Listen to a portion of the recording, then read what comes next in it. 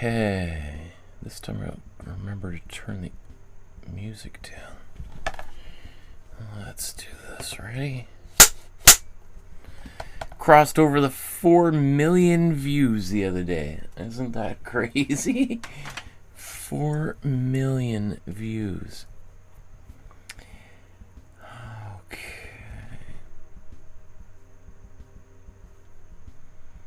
All that looks right.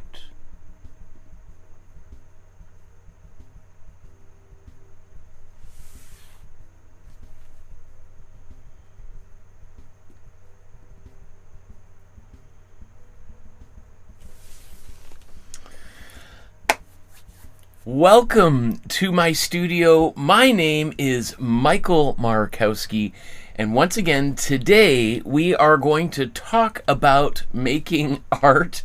Well, usually we talk and make art. Today we're going to be talking about making art, how to come up with ideas, and we are going to find at some point over the next little bit here the next painting we are going to do in class and or drawing. Who knows what's going to... I have literally no plan, which is usually I have a lot of plans, over plan. Today I've got very little plan as to how I want to do this, which could be a good or bad thing. So we did an episode a few weeks ago called How to Choose What to Paint. And I went through this this system that I like to use to come up with a composition. How do we get an idea? Where do ideas come from? Where to find a subject matter, how to approach that subject matter, testing that idea, and potentially abandoning that idea, starting over and finding a new idea, or finding different ways to approach that same idea. And if you connect on it, great, you've got a masterpiece. If not, you might have to go back to the drawing board, right? So we went through this whole thing in great depth. I think it was about a 3.5 hour long episode. So today, really what I'm doing is I'm going to try to find that image in real time so that we can move on and create our next painting. So the way that I kind of broke that down was our first step was to find a spark. And that spark could be an image already exists, could be something from the imagination. It could be based on a smell, a feeling, a mood, a memory, time, place, object, person, animal, color. Could be any of these things. And really you could pick it at random. If you had no idea, what do? I want to make some art, but I have no idea what to do. Well, one thing you could do is just pick anything to start with. It doesn't mean that's what... So let's say, like, I think the previous example I said, my favorite dog. Like, my favorite dog, right? And then you choose that. That doesn't mean that you're necessarily going to paint that dog, but it could give you an idea of where to start. And then we went through, you activate it by adding a catalyst to that spark to get this to turn into a flame. So we had my favorite dog. And then I went through this whole big list of creative prompts, of catalytic prompts that you can use to get that idea started. And that was the main focus of that episode. I created a free PDF that you can download from the Dropbox and go through it. It's kind of inspired by this deck of cards created by musician artist Brian Eno and multimedia artist Peter Schmidt, called Oblique Strategies. It's called Oblique Strategies from 1975, and it's really cool. There's a website that has this all of the cards, and you can just click as if you're picking a new card, and it'll give you different ideas. Mine was maybe a little bit less poetic and a little bit more straightforward. So you pick this idea, let's say my favorite dog, and then you start kind of hitting it with all of these different catalytic prompts to see if that might turn this into a bonfire, right? So if we picked our favorite dog and we say, okay, well, maybe I've got an old photograph of my childhood dog. Maybe I might make the background the focus of the painting and remove the dog entirely. So that's what I mean, that the dog itself might not end up being the subject of the painting at the end of the day. It could just be the interesting stuff that was going on behind the dog in a potential photograph, right? Or even if it wasn't based on a photograph, say my favorite dog, okay, where's a particular fun place that dog could have played in? I don't know, Disneyland or the moon, right? And you're like, okay, and then what if I take the dog out of it? Okay, let's make a painting of the moon, right? So you see, it doesn't necessarily have to be, you get the idea right at the beginning. The spark can change and modify pretty quickly. We're just talking about where do you even start when it comes to making an artwork. So today we are going to find that spark. We're going to catalyze it. We're going to turn it into some artwork. Okay. Maybe quickly before we get too far into today's episode, I just want to remind you to like, subscribe, hit the notification bell so you know when future episodes like this are going to take place. If you want to support the channel with a small donation, $2 or $3, price of a cup of coffee, $5 or more, your used Ferrari that is just taking up too much space in the garage, I will take that off your sorry shoulders. And so if you scan that QR code or enter in those PayPal addresses, it takes you to a page just like this where you could safely and securely donate to support the channel. You can also send an e-transfer or check in the mail, use the YouTube Super Chat. My email is on the Facebook group. Speaking of which, you can scan this QR code there or enter in one of those web addresses. They all go to the same place. And if you go to the Facebook group, you'll see links to my website, and it has my email, so if you want to contact me that way. But the great thing with the Facebook group is it's a community of over 2,000 people from around the world that's been growing, about 10 people every week. And it's something that grew up organically from these episodes. Somebody just said in the chat, wouldn't it be great if we had a place where we could share our images? And it's like, yeah, I don't know, where should we do that? So like, what about Facebook? And I'm like, okay, let's set up a Facebook. And it's grown. There's people, again, all over the world, a super supportive community. I encourage you to join it. Ideally, you join it, take photographs of your artwork, put it up on our group, and then get feedback from other people who've been on this journey alongside you, or maybe a little bit further down the road, as well as every month, every 6 weeks or so, I go through everything on the Facebook group and give people free advice on how to improve those, as well as just celebrating people's achievements. So if you want to participate in that, it's totally free. It's just my way of trying to encourage people to pursue creative hobbies and pursuits rather than fixating on the negative, destructive, violent aspects of our contemporary lives. So let's get into today's episode here. Lionel says, good evening, Mr. Markowski. Shout out from Lusaka, Zambia. I can't wait for the day I'll be able to follow your live stream. I'm following your beginner course and I'm enjoying every episode. Oh, cool. Zambia. Wow. Lusaka, Zambia. That is so cool. This is one of my favorite things, is getting messages from people all over the world. And, it just warms my heart that people everywhere can access information like this.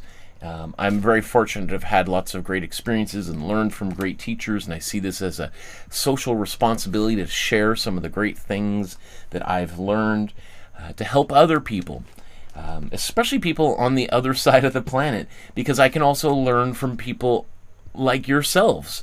That's one of the greatest benefits of this is I see this as a two-way street. There's always interesting things that come out of these chats that transform my life as well. So I'm so blessed. So blessed.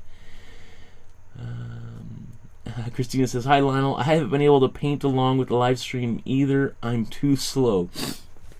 Well, that's the great thing about doing these. You can always, especially after the live stream's ended, you can pause, you can go back, you can slow the video down, you can speed it up if I'm talking too much, which I tend to do.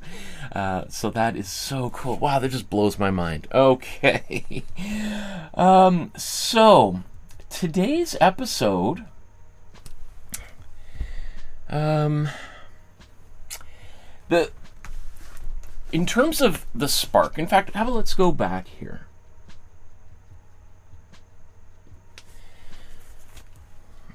So let's actually kind of do this in the order that I'm suggested that in last week's episode. So step one is to start with a spark. Now, as I said, if you don't have an idea, picking something at random is a great place to start. You're just like, okay, what is the first thing that comes to mind, right? And that would be a spark. Doesn't have to be where you ultimately end up, right? But it's just getting something on the board. Now, in this case, I do have an idea of what I want to do next. I've been thinking about this for a long time, and considering the most recent painting episode we did, painting or drawing episode, was the one that celebrated our 400th painting, or 400th painting episode, because we've done sometimes 2 or 3 paintings in those episodes, so there's way more than 400 paintings we've created. I kind of wanted to go back to the very, very beginning. The very, very beginning of human history, and I want to look at early expressions by early human beings, maybe even Neanderthals. How far back should we go? That's the spark for today's episode. So the books, I've got a ton of books from the library, and I don't know if I'm going to go through all of these, but the main focus of these, let's see, I saw a good book title, The Dawn.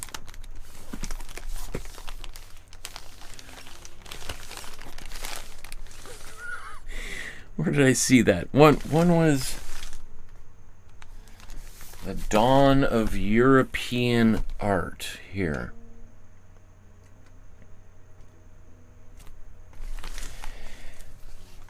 So I'm pretty sure the next painting I want to do is going to focus on cave painting.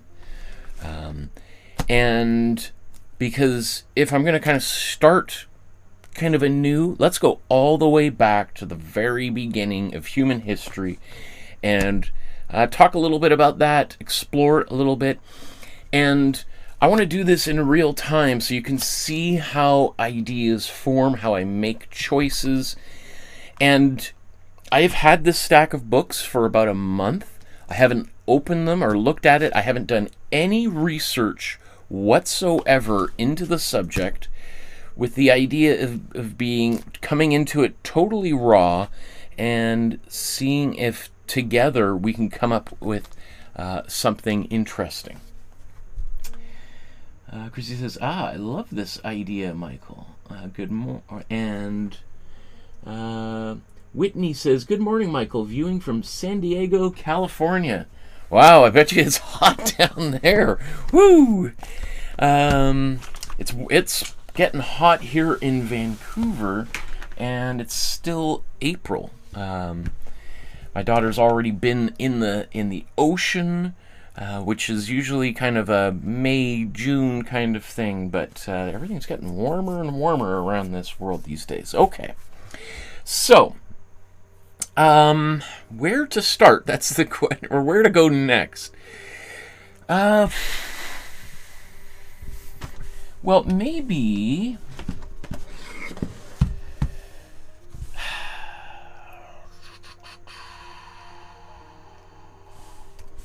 what if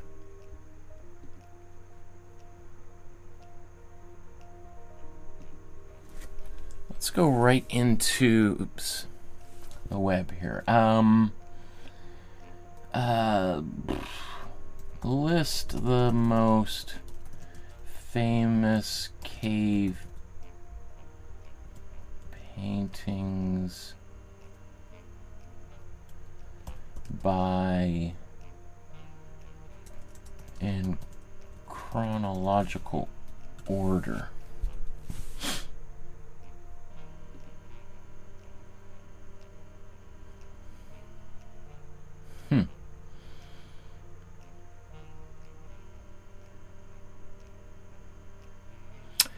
Okay. Wow, that's fascinating. I thought cave painting was like 200,000 years ago, and when I look at this list, some of the oldest stuff is 50,000 years ago. I mean, that's still a long time ago. You know, some of these I've never heard of before. Like these ones in Indonesia, never heard of these at all. And they are, in some cases here, like 10,000 years older than El Castillo in Spain, Chauvet that I'm familiar with. Okay. Lascaux. Oh, wow. I thought Lascaux was one of the oldest. Look at Altamira. These are only 15,000 years. I mean, to give you an idea, the pyramids of Egypt are like 4,000, 5,000 years ago. Okay, so let me just organize my books here. I tend to kind of like looking at books for images rather than going right to the internet. Because what's interesting with the internet is it is awesome, but often it's the same images reproduced over and over and over again.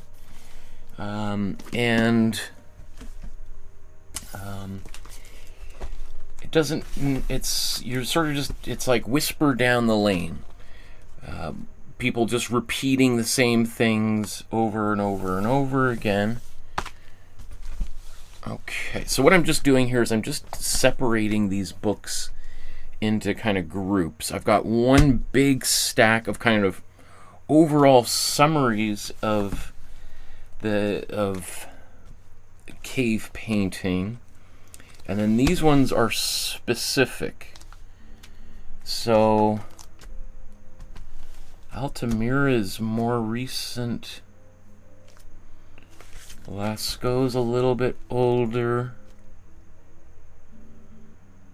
Chauvet, okay, that's number 4. Where's Kosker?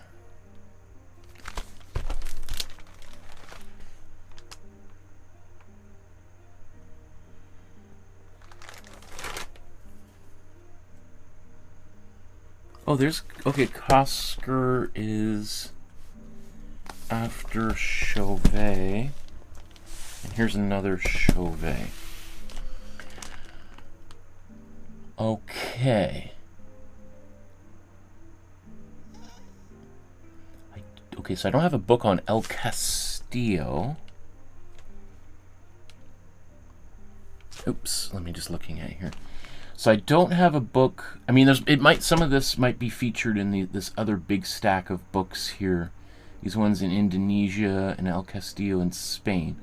The oldest stuff I've got here are from Chauvet, Kosker, if that's how you spell it, Kosker, Lascaux, and Altamira. And these are all the most, I'm sure, the most famous of them to begin with. As well, from my ignorant point of view. I'm not sure. So let's turn this on.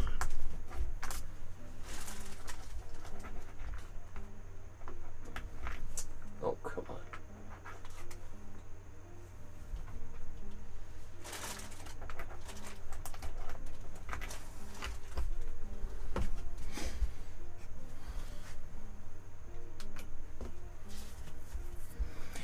little bit more light on here.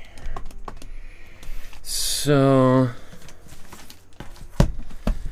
let's, or should I start with the summaries? Let's go, I'm gonna go right to one of the oldest books. Now again, I'm not gonna say this is gonna be one of the most exciting or interesting classes that I've ever done. I just wanted to kind of download my approach so that if it's of interest to people, and potentially I might do a edited version of this at some point, edit it down to 10 minutes or so. So if you've got comments or questions, please put them in the chat and I'll answer them as we go here. I want this to be interactive. Christine says this will be good for several sparks. Whitney says, no, it's just a high of 68 degrees today. Okay, that's not too bad. Christine says 77 and muggy here. I gotta look up. I used to live in Los Angeles for 12 years. So you'd think I'd be more familiar with, so 68 is 20 degrees. Okay, 20 degrees Celsius.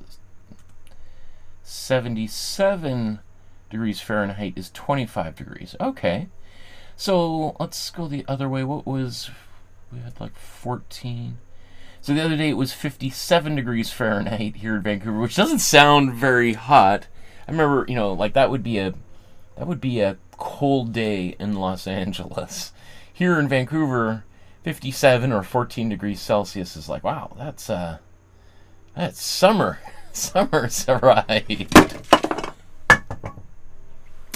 Okay. It's my sea monkeys. Like, don't forget about us.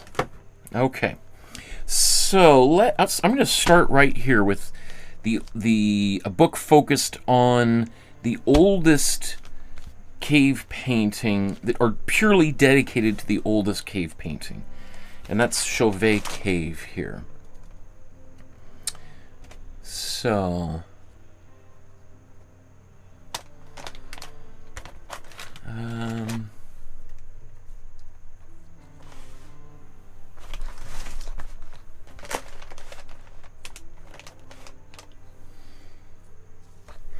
let's just get some text on there.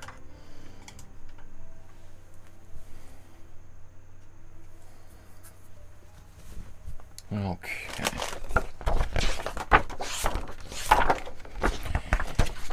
So when I do this kind of thing, my goal is not to really obsess. I'm not going to really even read a lot of this text yet. I just want to kind of flip through and see if things start to resonate. I did watch a great documentary, I think it was about Chauvet Cave, because this looks super familiar, by Werner Herzog, called The Cave of Forgotten Dreams. I saw that maybe 10 years ago, where he filmed inside the cave. I think now a lot of caves are now closed to the public, and the only access is well, there's maybe very little to no access anymore, because they've made these reproductions of these caves nearby, so that you can go in and spend as much time as you want in there without possibly disturbing or adding moisture to the walls. Okay, looking for my post-it notes. So what I usually do is I take some post-it notes. I actually do have the post-it notes that are already pre-cut like this, but I don't have them right here, so this will do just fine. So the first thing I see these bears. Okay, I don't know, are these the oldest things they found in the cave, or just the first images in this, some of the first images in this book? This panthers, that's kind of cool. right? And I just kind of put these tabs down here like that so that I can easily flip through them. I'm just going to go all the way down.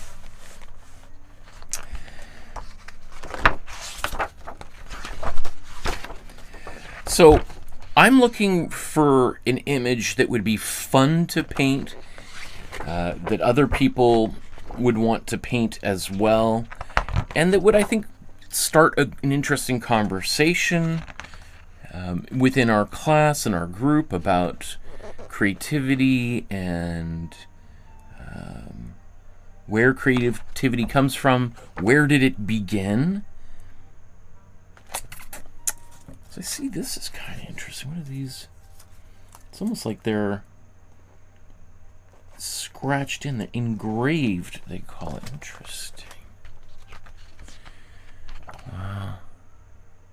To think that there were people tens of thousands of years ago. Well, these are wild. Like this, you can feel those fingers scraping in. That is so cool. An owl is seen from the front and overhang. This is the only depiction of this this creature known in Paleolithic art. That could be really fun to do with my daughter. So I'm going to put this here. I'm going to put a little star next to it there, so that of all these tabs so far, I'm kind of excited about that. In fact, here.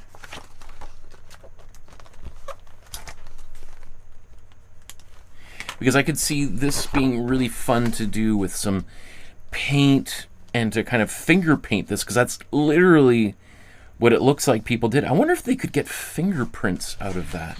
Wouldn't that be wild? To like literally identify, I mean, we wouldn't know their name or anything, but it would just be such a weird thing to be like, well, we know who, we can be very specific. We know which person created it. We don't know their name or anything about them, but here's their fingerprint. This is wild. All these bones that were found in the cave. Cool animal. Mammoths.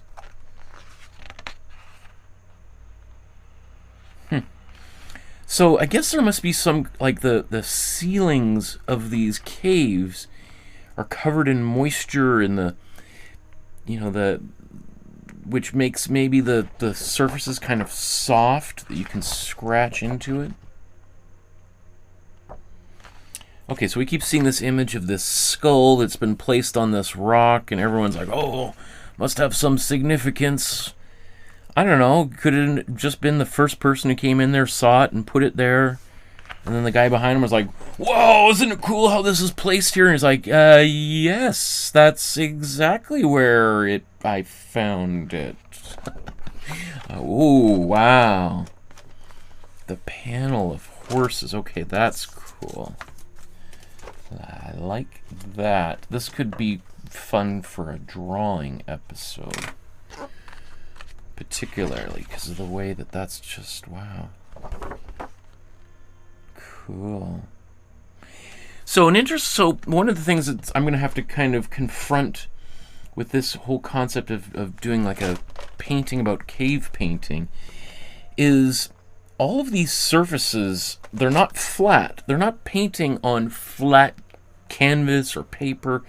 They're these undulating, uneven surfaces. And that was one of the great things about Werner Herzog's film, which is a 3D film. I remember seeing it in 3D with 3D glasses, is that the artists are painting on the walls knowing that the walls are part of the artwork, that you might see a bison on one surface, and then you kind of turn, and on the other side there might be like a wolf. You know, they're about to attack one another, and from one point of view you don't see the wolf, just like the bison might not see the wolf at first until it's too late, until it comes around a corner or a bush, and then it gets eaten. You know, a possibility could be to do a painting where there's like some scientist examining these surfaces. I don't think I'd do that, but the idea, but these images, I like this here, so I'm just gonna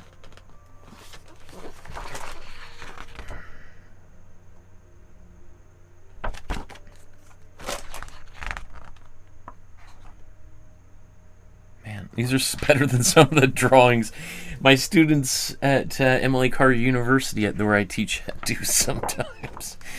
Right? Wow. I mean, it's interesting. This captures as a tiny, succinct sketch of a red rhinoceros facing right. I mean, maybe, or it could be some fantastical, water monster or something. I don't know. Pac-Man? Are we shirts? Who knows? Oh, that's cool. That's wild. These rhinoceroses colliding with one another. What's also amazing about all this is these are caves that are pitch black, super dark. So these artists are working with a flame, a torch that's flickering, and they're trying to draw from their memory things that they've seen. And of course, anytime you're accessing your memory to draw something, it introduces the possibility of distortions, mistakes, transformations.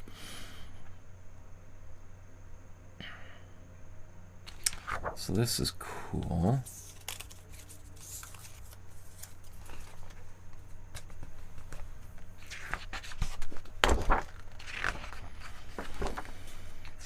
Horses.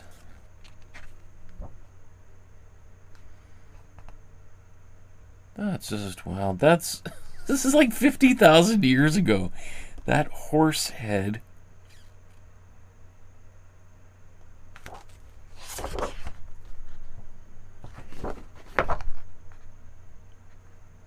I don't know if, well, let's put something there just in case. Maybe.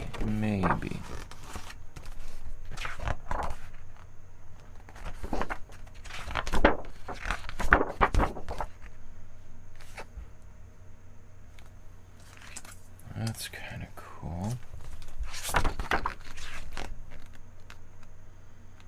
Wow. Reindeer. Wow, these artists are amazing.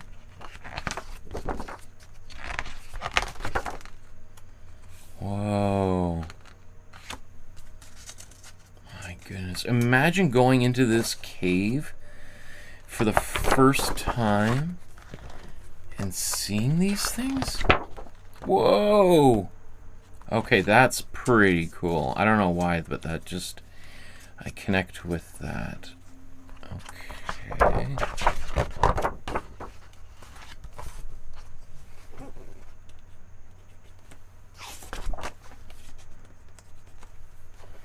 Just something about this shape. Like, that looks like this could be a logo for what would it be? What is this? An ibex. Like, you could imagine that as the logo for an outdoor camping company or something, or a nature preserve, or, or the national park. This is so wild. Huh.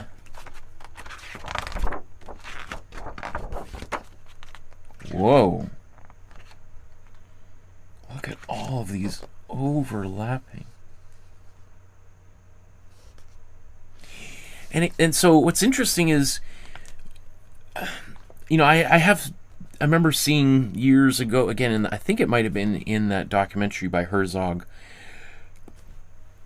they could kind of tell that, something was done 40,000 years ago, and on top of it, something was painted 35,000. So like 5,000 years went by between one layer and another layer.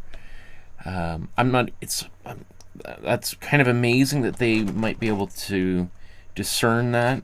I'm always a little suspicious because it's just like, do we know? Do we know this wasn't all done in one weekend of furious activity, just like a Jackson Pollock, as opposed to being painted over for tens of thousands of years? Artists from, you know, hundreds of generations conversing with one another. This is, I don't know if I would paint this, but it might be just interesting to just put a place with it. And these feet that have kind of big circles. Those are, is that an elephant? Huh. That looks like an elephant there. I mean, these are amazing. Are you kidding me? Wow. Okay, let's just go back to start.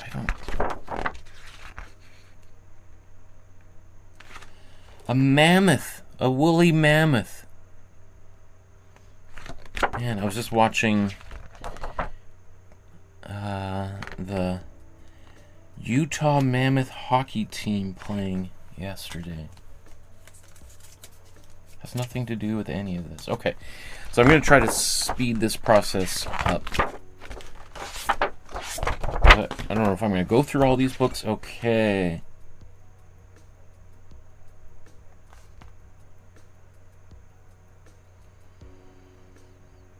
So we have a hand print here. Now I think there's other ones. It says, one of the hand stencils in Chauvet Cave. In contrast to Gargus or Kosker Cave, the fingers are complete in all the hands depicted.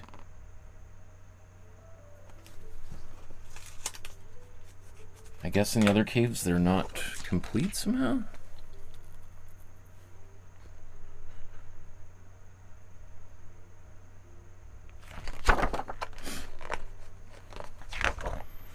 This gives a good example of how everything's not flat. This is painted on some kind of, what is this, stalactite or stalagmite? I never remember which one is. This is called a hanging rock. But how this is hanging in front of other things. And so this is a lion, and then in behind here we've got these like reindeer and ibex, you know, that would be the prey. So it's like a storytelling device. It's like an art installation. You have to move through it. And you can imagine, yeah, you have to move through it to activate the art. You can imagine a shaman taking a group through the cave, holding a torch and telling stories, and kind of that bringing the torch close to something or hiding something by standing in front of it and then moving out of the way. Everyone's like, oh, lion, whoa. That's wild. Okay.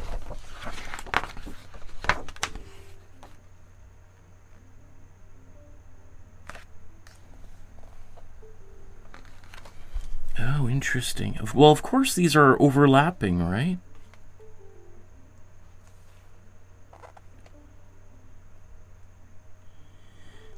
So you got Chauvet, Kosker, Cugna, Kosker, Altamira. So you could see over thousands of years some of these, like here's Kosker, starts at 27,000 years ago, and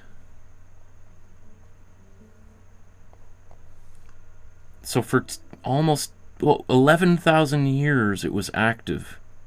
By 18,530 years ago, that's when it looks like the last marks were done.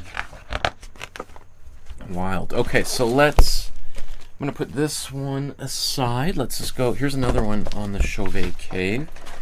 So we've just seen maybe all of these images, maybe not. These could possibly be better images.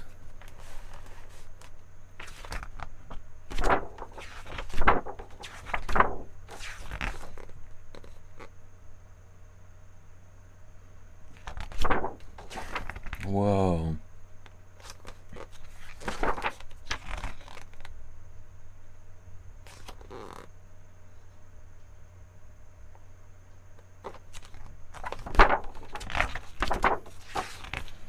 Oh. I mean, just the cave walls themselves are so strange. Look at that.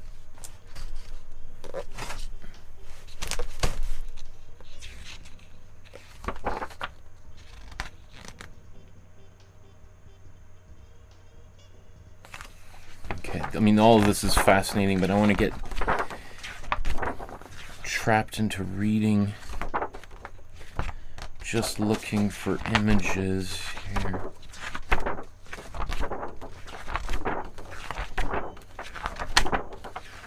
This particular book kind of appears maybe superior in terms of the whole background, the science behind things.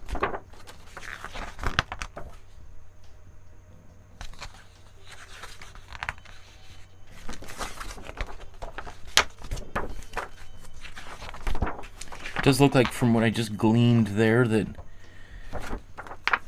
kind of all those spots are by the cave entrance.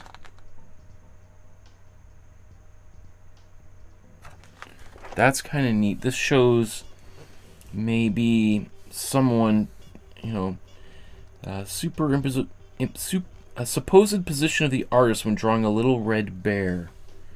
So climbing up this rock to paint on there. Wow, that's wild. Because it's not like they have ladders and scaffolds and all sorts of other things that they're standing on to get so far up. Here's some of these handprints. There's this handprint again.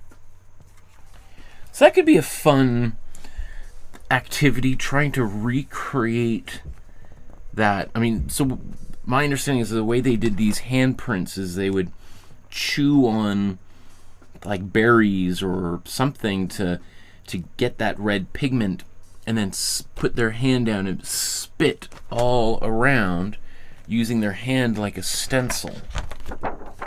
That could be kind of fun to do.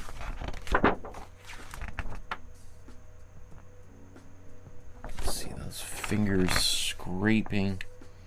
I like these drawings. Those are cool. These showing how they were created. Oh, there's the owl that we looked at before, but I think the other picture is better.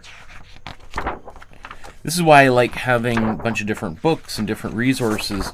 Because, you know, if I saw this, if I just took this one book out, I'd be like, well, that's interesting, but whatever, who cares?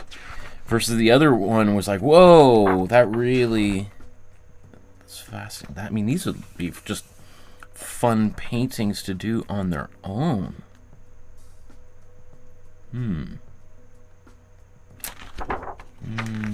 Well, let's put a bookmark here. And you know, let's put a bookmark here with this drawing. I like these drawings. Maybe that's a way to warm up. I don't know.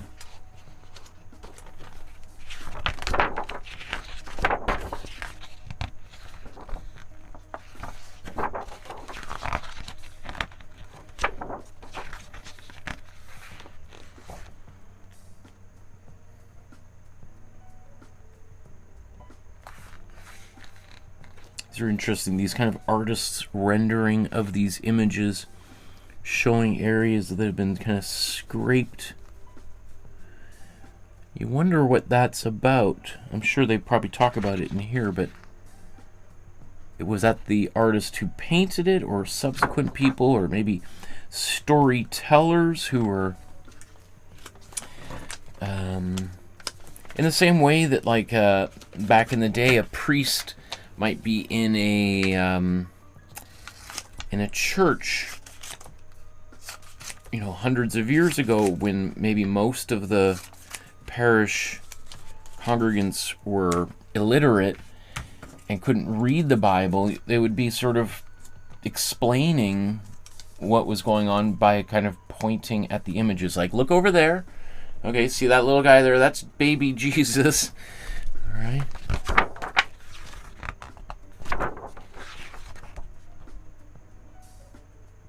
Oh. So here this is suggesting it's a bear that came in and did all this scraping on the walls.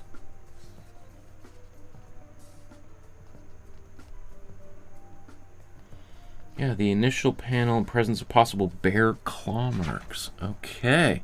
So you can see how this artwork, how they believe how it evolved over the centuries. That's wild. Okay, maybe... I don't know how I would use that information, but let's just...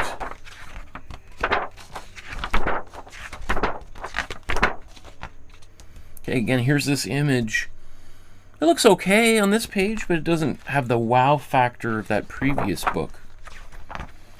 So while I think there's some great things, like this book is a newer book, and generally I like using newer books because they often have maybe better photography, or the production quality is better.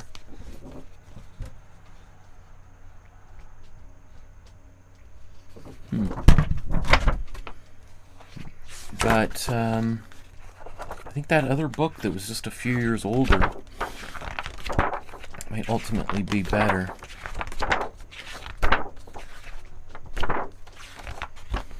Katie says, hello all, listening in from Boise, Idaho on my lunch hour. A great topic. I hope it gives me some inspiration to try my own art instead of always following along. I would love that! Yes, absolutely. Again, I think a lot of artists spend too much time looking for inspiration, kind of like what I'm doing right now, as opposed to just making stuff. And sometimes research is a way of delaying and procrastinating. Oh, are these palm prints? All these dots?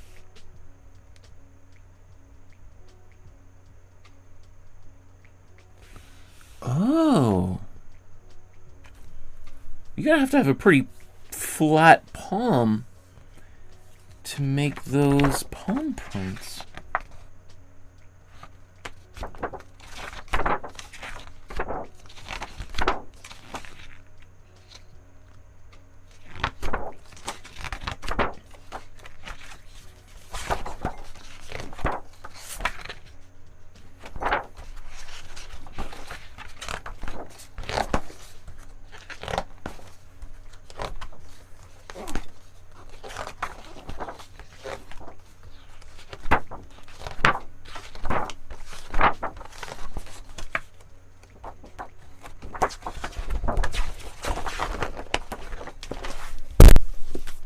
Okay, fewer things in there.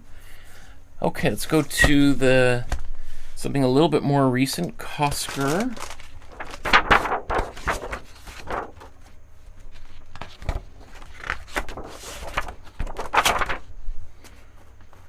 It's funny, this was a reference book, but it's been transferred to circulation. Maybe not enough people were looking at the reference book, and they're like, no one cares. Oh wow, for this cave you've got to go underwater to get into it. Wild. Well, that would definitely protect it from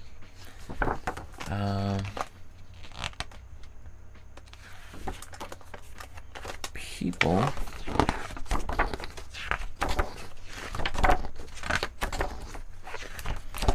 Because if it's that hard to get to... Okay, so this is the shoreline, and there's the cave right there. But I guess the water's risen so high that it's now underwater.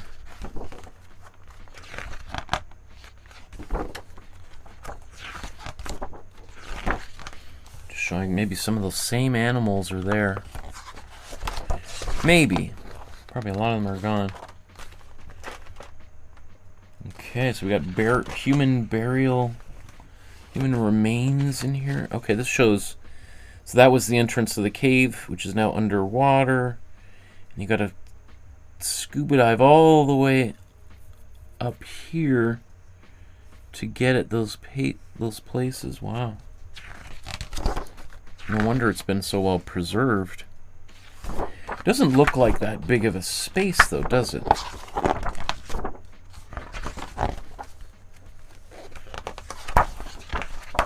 Oh, that's so wild. These fingerprints.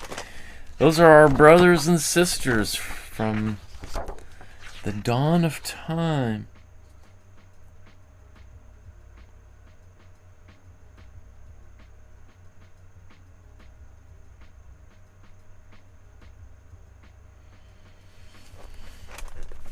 So this is the first hand that attracted Henry Cosker's attention, dubbed the historic hand, more prosaically known as MR4.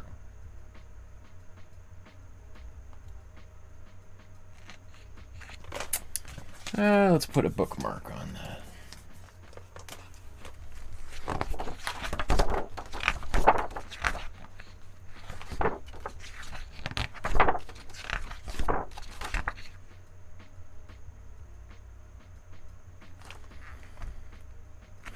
Interesting how some of these images have hands that... Are they missing fingers? Because they could be kind of doing something like that, don't you think? As opposed to laying completely flat. I don't know. Or they could have been, eaten by animals, or their cuts or fingers broke off, and just imagine living back then. Those are pretty harsh lives that our ancient ancestors lived. I can just boil up some hot water, have some tea, turn on the computer, and be chatting with people on the other side of the world. Can you imagine if you went back in time and tried to explain our modern world to somebody back then? Like, it would just be like, what? I mean, or even if we tried to go back then, would we be able to understand what they were saying or thinking? Or would it be just so radically different? Beyond the fact that obviously the language would be different, but just the view of the world, the concept of things, like would we even be able to have a conversation? Would they even recognize us as humans? We just take it for granted. Oh, we go there and we could sit down and sit around a fire. Or would they think that we were some kind of weird monsters and try to attack us?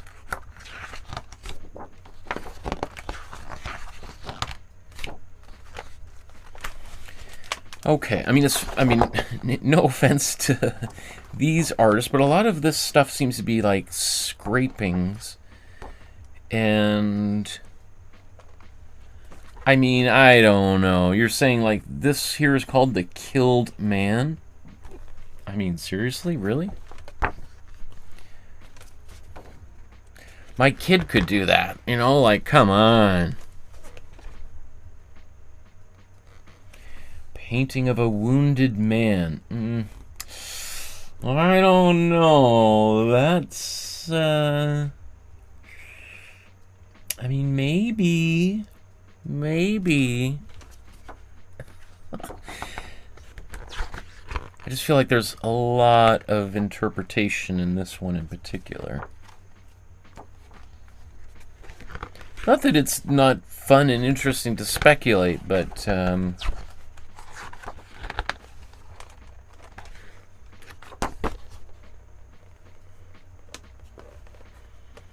Magdalenian period footprint. Wow.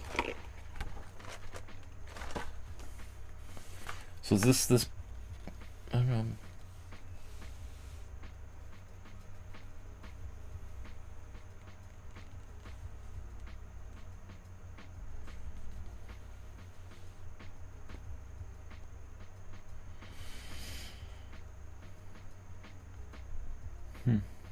These different kinds of periods of human development. They don't even have Chauvet down here. But we've got Châtel Perronian, Aurignacian, Gravician, Proto-Magdalenian, Solutrian, Magdalenian, Paleolithic. That sounds familiar. Paleolithic man. Going Mesolithic, Epipaleolithic, Neolithic, Bronze Age, Cubist, Pop Art. Just kidding. It doesn't go quite that far.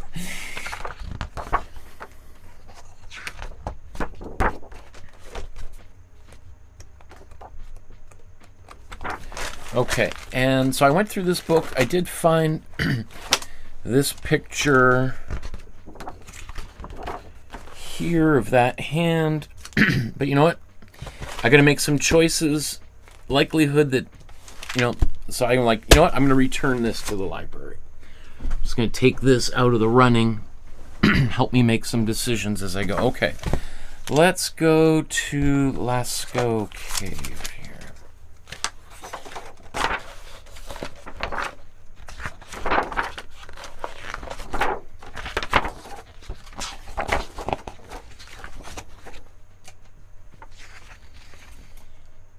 Oh, Annette says, hi from Marseille, France. France, bonjour. So you're not too far away from where some of these caves actually are. I would be so fascinated. You've probably been to some of these caves like on a school trip or something. You let me know if you've been to some of these. When I was, the last time I was in France, I did try to go to a cave, not one of the more famous ones. It's in sort of southeast of Paris, but we got there and it was closed. It was like closed for the season or something. Who knows, what was actually in there, but that was a bummer. I was like, oh man, that would have been so cool. Wow, that's a pretty cool little bison. I like that you got the little beard there going. That's cool.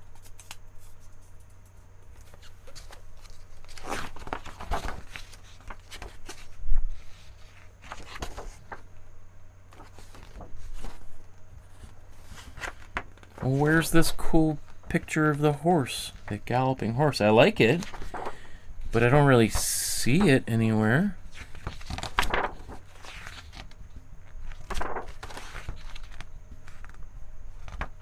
Again, I mean, I love all of these sketches that artists have done, but I'm not really seeing photographs of them. And I kind of want to, if I'm going to do this, I kind of want to have a great photo rather than just working from another artist's interpretation of them. Oh, wow, that's wild.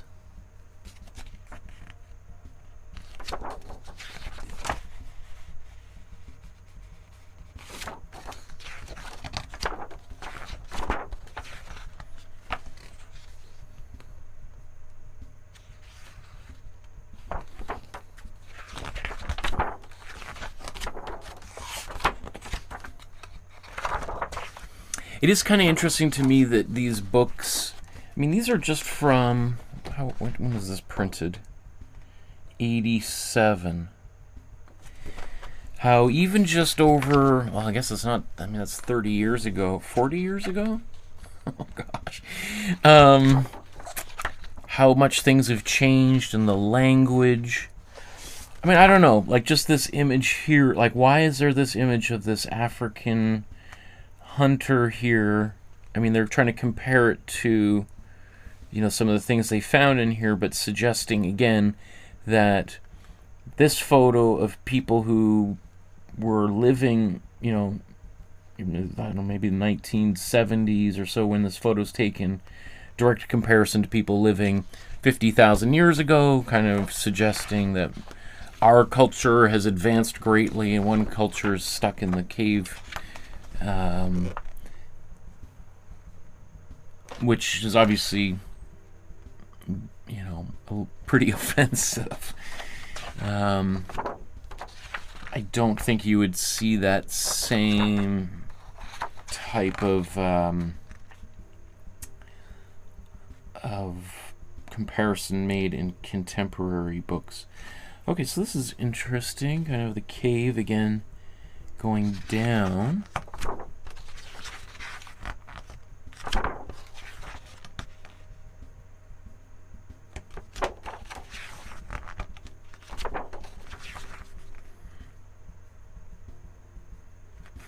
These walkways they've built.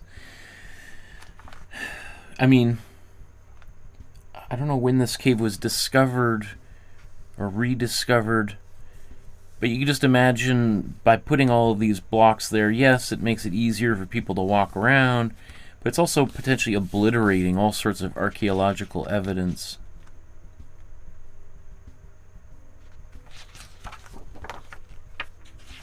So another thing that's happening as I go through these books, like if this is the first book I was going, you know, I might, you know, let's put a little tab here. If this is the first book, I might be putting way more tabs on because I'm seeing all this stuff for the first time. Now that I'm seeing it a few times, I'm like, okay, I've seen this image in the previous books or images like it. I'm not so blown away. So usually, you know, like that first book that I picked out, I put maybe 15 tabs on it because everything was exciting and new. And then the more and more I go through, the more likely I am just to find one or two things in a book. And I think that would probably happen regardless of whichever book I started in. Although I do think that maybe the book I started with just happened by pure chance to be a great book. These are pretty cool. I'm not blown away by any of these images just yet.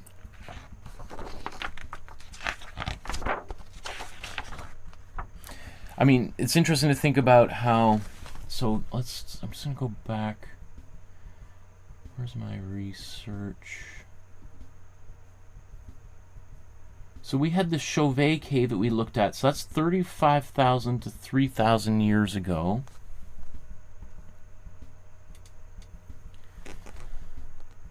And then we just looked at the Kosker cave about 27. We looked at 27 to 18,000 years ago. And now we're looking at Lascaux 17,000 years ago. So it's interesting that so much of the most interesting stuff I've seen so far is the oldest stuff, which, you know, and again, we're talking like 20,000 years elapsing from that Chauvet cave down to Lascaux. And yet it does almost kind of appear that the art kind of regressed for about 20,000 years. That's a long time. I mean, again, we think of like the Egyptians as being ancient history, and that's 4,000 years, 5,000 years ago. At some of the earliest pyramids. So just imagine that times 4 gives you an idea of the distance between Chauvet to Lascaux.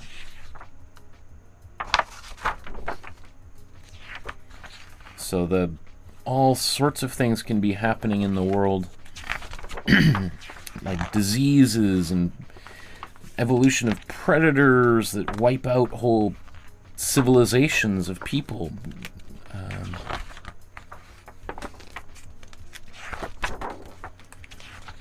Okay. I mean, I'm not done this book yet, but just flipping through it, you know, I gotta say, I'm not super impressed. I mean, it could just be this book is not a great book, but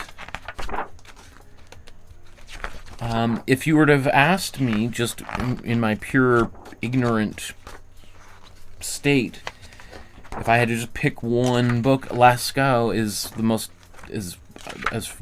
was the most recognizable name in my mind.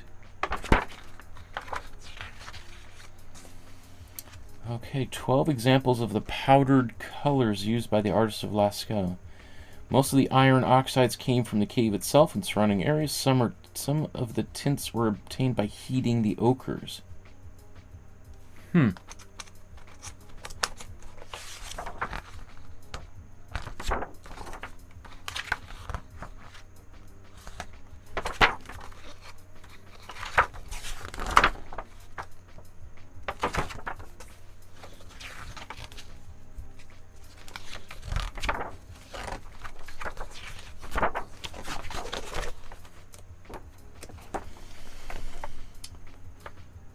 Christina, it's so funny you just asked that, and then I just turned to that page.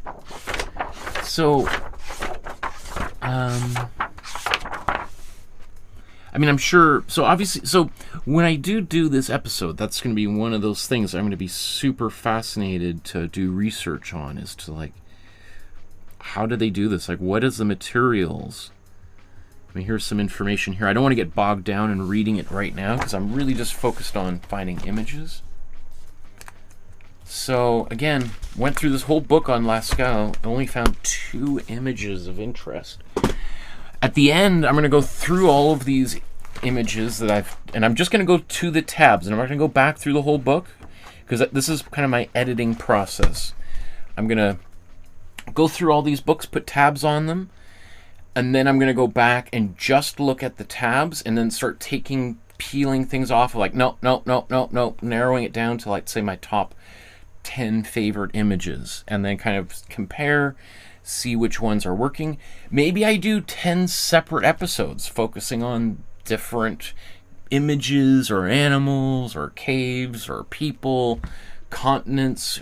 I really don't know. So this is just my information gathering process right now. So Altamira, where is Altamira? Spain, Cantabria, Spain.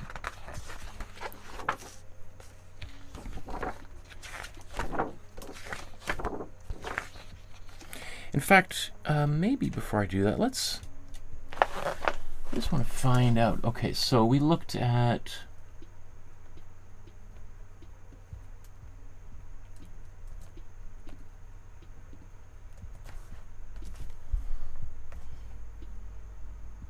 here's Chauvet Cave. I'm going to put a little star here.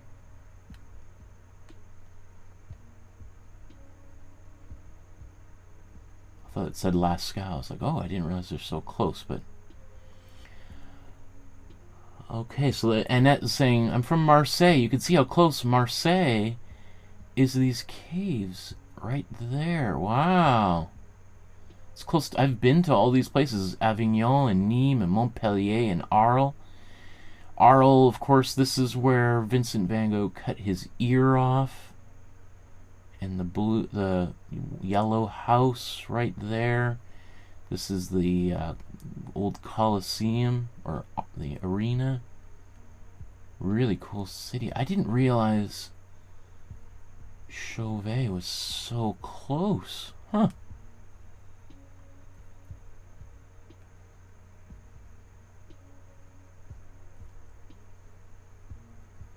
Okay, so we got Chauvet. Let's make a duplicate tab here.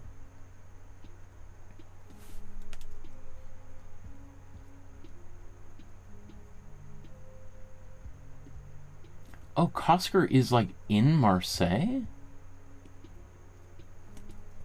Or what?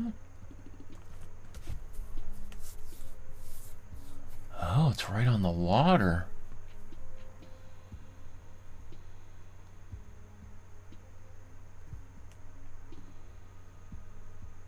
Huh. So it's sort of like on the coast near Marseille. Fascinating. Okay, and then where's the next one? We're looking at Lascaux. That's what we're just looking at.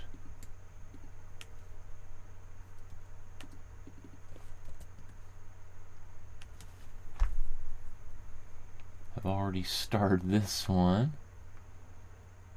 Let's zoom out here.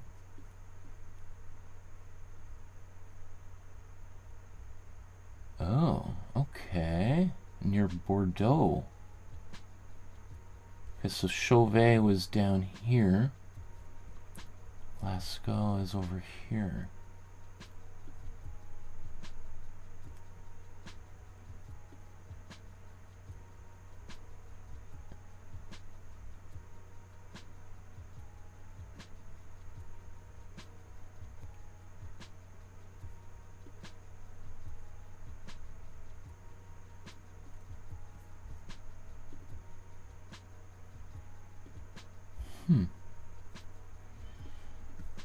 Okay, and then let's make another tab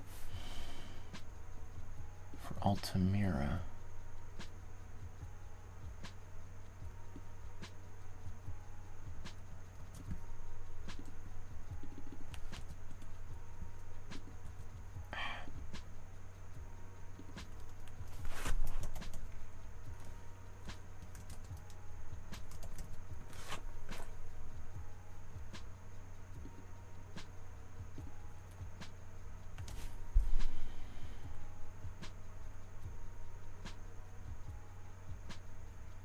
Oh, this is in northern Spain. I had no idea Altamira was up here. I've been. I walked the Camino de Santiago in Spain, not too far away from here. Wow, and I've been to Bilbao. Man, I wish I had done this because it would have been so much fun to take a day trip from Bilbao to Altamira up there. Wow. Okay, cool.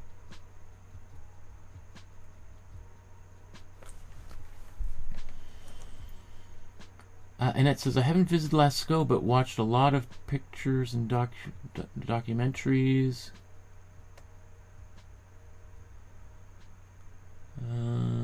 And it says, yes, underwater, but they did a replica. Yeah. Wow, okay. Oh, I'm so fascinated by all this. Okay, so, again, here we're looking at this book on Altamira, which is in northern Spain, near Bilbao. Huh. Okay.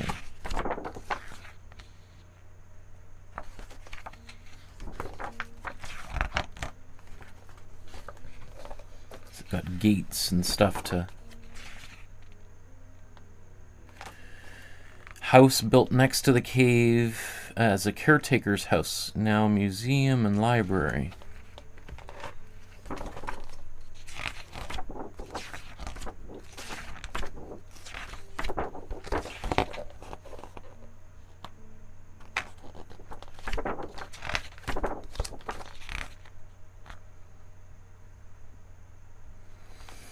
Radial engravings thought to represent comets or small huts and cabins. Interesting. I mean, this engraving, apparently representing a masked man with arms raised. How do you know this is supposed to be a guy with a mask and not a bear? Like, I don't know. That's...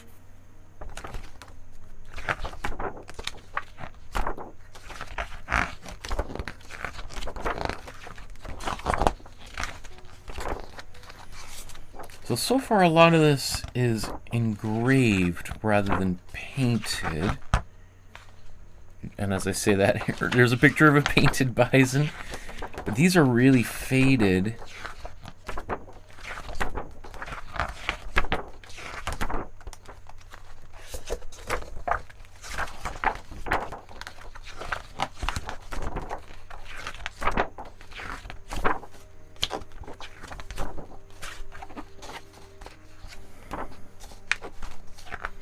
And some of these images are really cool. Like the drawings are really cool, but then I'm like, I don't really see that in the photo.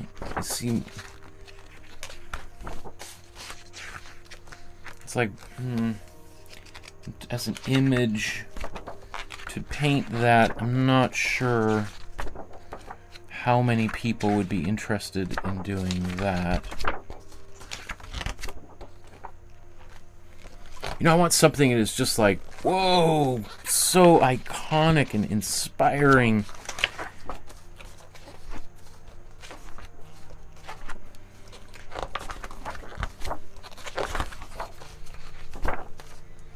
Ooh, I love this.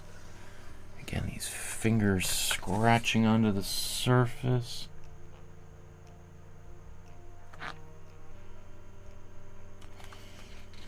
Finger tracings, or quote, macaroni on the soft clay of the ceilings, featuring the head.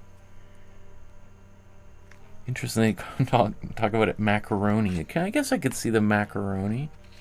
I mean, there's something kind of neat about this image, I'll grant it that. I mean, that's just kind of a... I just like that drawing. It reminds me of drawings I used to do when I was in art college.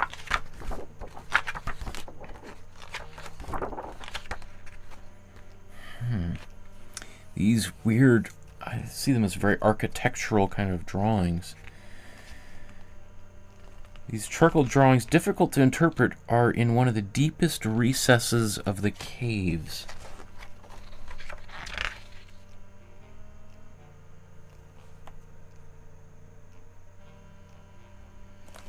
Details of the tectiform signs.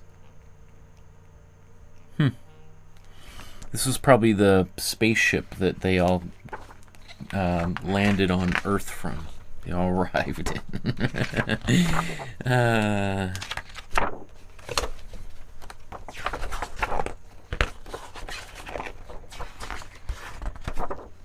So I don't know. There's only one tab in there. I'll save that tab. Maybe I'll take a quick photo. Okay.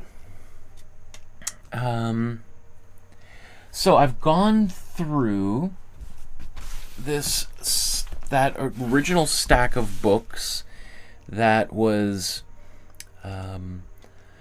just books that focused specifically on one cave, and now I've got all these books that are focused on kind of an overview of cave art in general.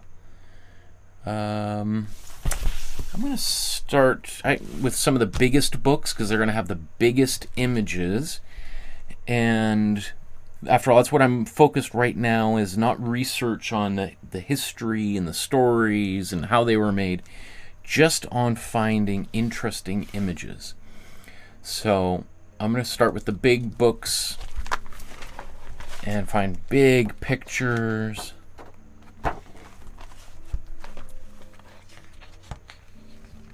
Kind of wild. Australia. I do like the idea of being a little bit trying to find things that are non-European. Oh wow. I mean, again, here we've got Canadian shaman During a healing ceremony in 1927, one of the participants plays a drum. Here's from Tismishian Group, British Columbia. I don't know. Kind of find it a little offensive that they're making this one-to-one comparison. Like, so again, what year is this book? Let's say 86, 96, 98. Wow. That's what, just 30 years ago? That just seems to me to be particularly I don't like this suggestion that people living 30,000 years ago are essentially interchangeable from people living not too far away from where I am right now. As if they haven't developed or changed or evolved, that they're just this primitive species.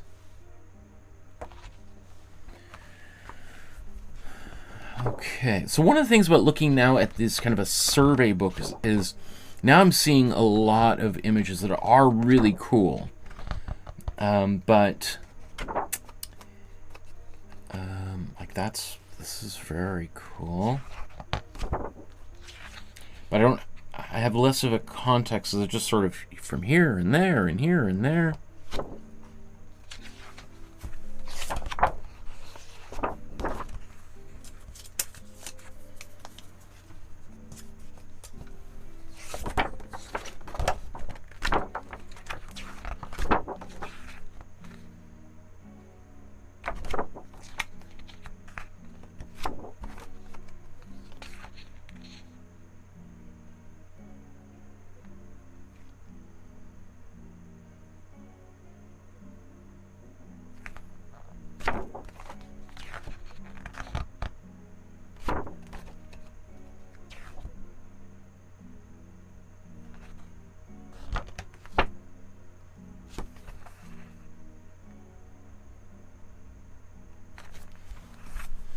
This is interesting. It's showing kind of how so many of these caves are in this little area. I mean, you got Marseille and Toulouse, Bordeaux, and Santander, probably Bilbao being right around here too.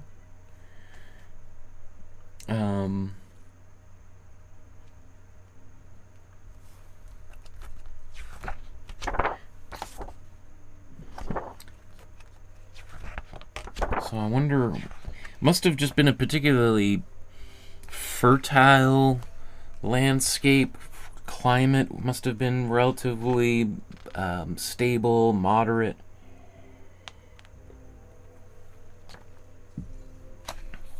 For them to be inhabiting that land for tens of thousands of years.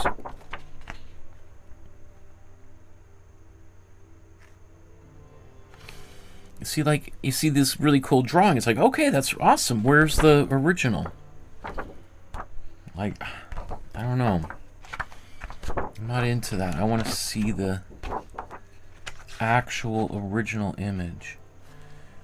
Like this here is like, this is the original, and then this is the artist rendering. It's like, really? That's what you see here, hey? Not sure I concur.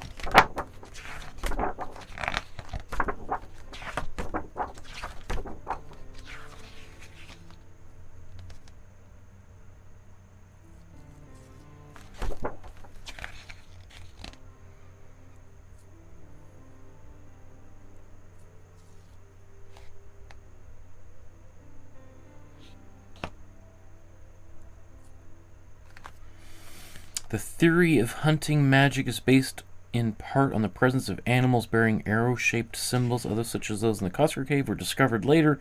Barbed arrows were engraved on this animal.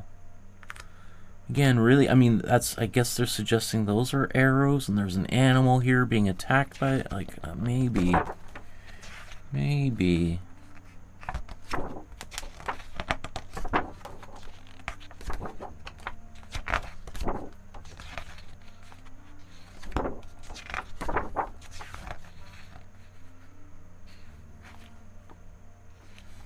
That's kind of cool, that cave entrance.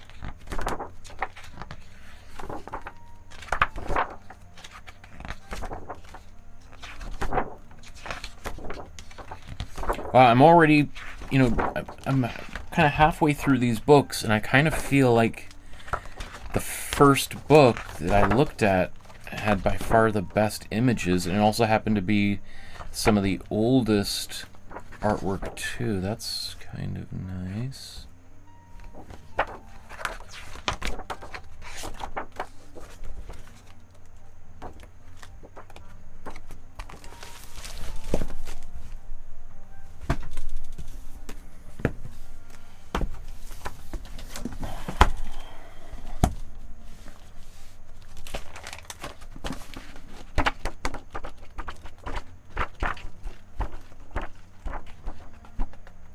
Okay, so these are mostly just, I mean, all just drawings. I mean, they're kind of fascinating. I like this.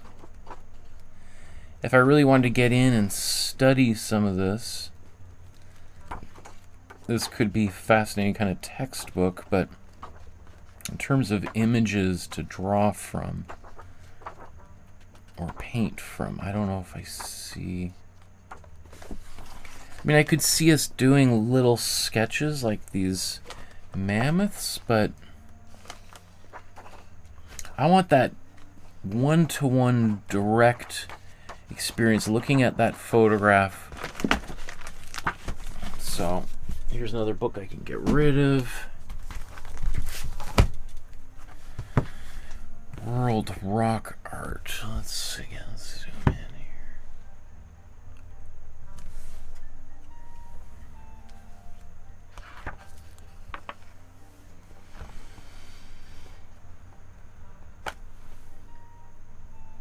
And it says, here's a wonderful horse in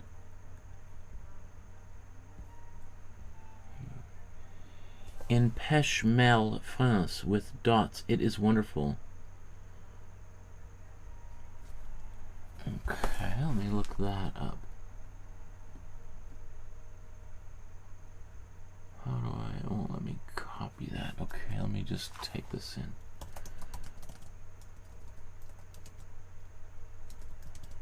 Pêche-Mêle?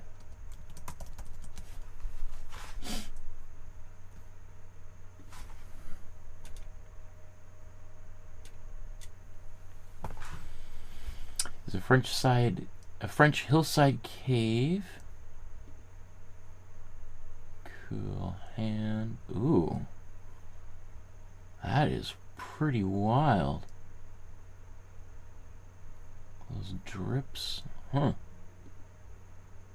Oh, that's the only images they're going to show us. Interesting.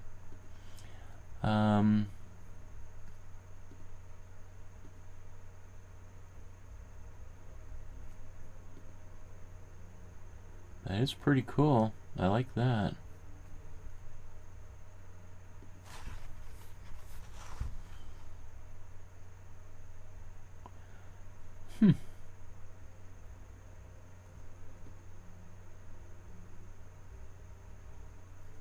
Okay, well, I'm going to keep this, where I saw one I liked more.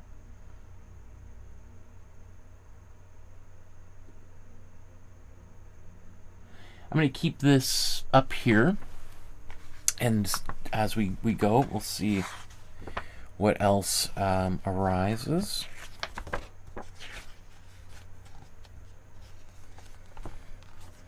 One afternoon, 1879, a young girl was accompanying her father while he was excavating a cave in Altamira, in Santander province in northern Spain. No doubt, slightly bored, Maria started looking around, and she soon noticed strange images of animals that, in the glowing light of the lantern she was holding, seemed to dance across the ceiling. "Look, Papa," she said. "Oxen."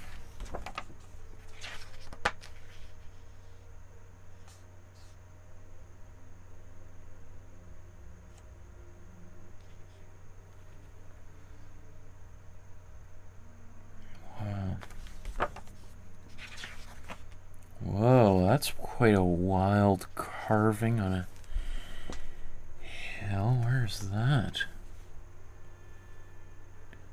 Niger.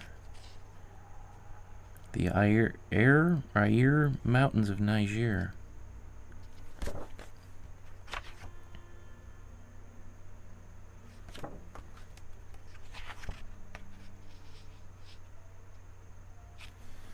Wow, that's cool. Native Americans widely practiced rock painting and engraving for thousands of years. This mural in a shelter near Canyon de Chelly, Arizona is thought to depict a Utah or Navajo raiding party. That's also kind of cool too. But I want something much, much, much older. Because once we start getting into this, 1880s, then we're starting to also talk about Michelangelo and the Sistine Chapel and murals like by Diego Rivera, and it's like, okay, I mean, I do see them as all part of the same lineage, but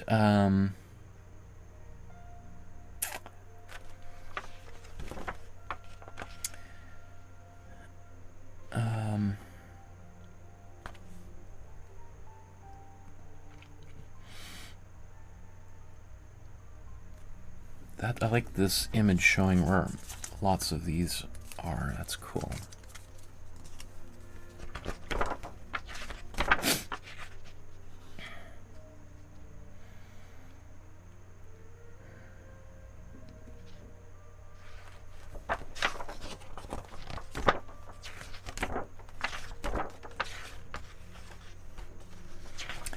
So one of the things, like I can feel right now, I'm like, oh my goodness, I'm getting overwhelmed.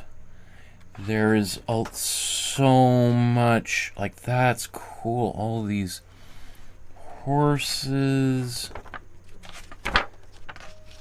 So I'm almost kind of getting overwhelmed with images and information here of like, oh, I have no idea where to start now. I think I've got too much.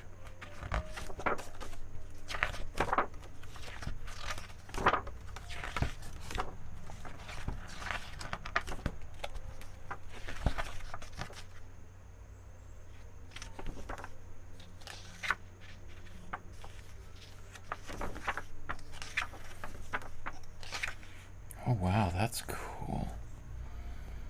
The engravings of giraffes at Dabou in Niger. I've never seen that before. That is pretty cool.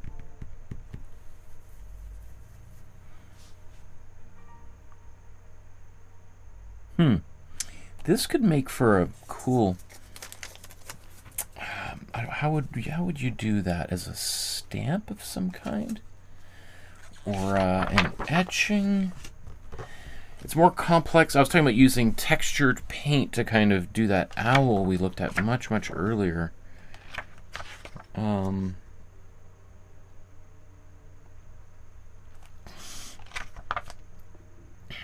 The Cave of Hands in Patagonia, Argentina. That's pretty cool.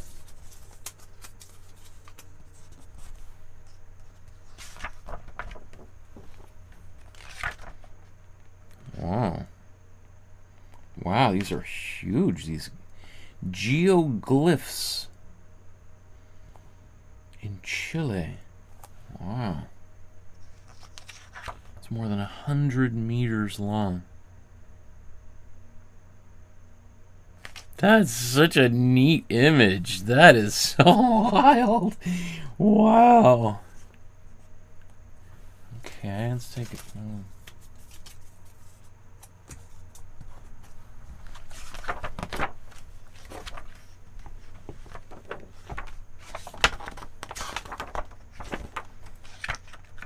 Ooh, I love this figure.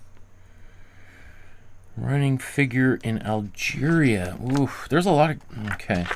Again, I'm getting overwhelmed. Oh my goodness. These Aboriginal artworks in Australia. Oof. Oof, oof.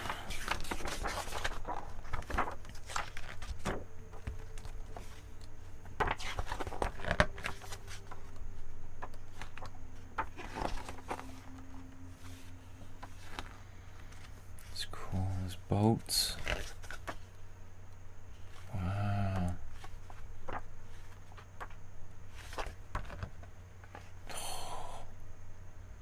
Where's this?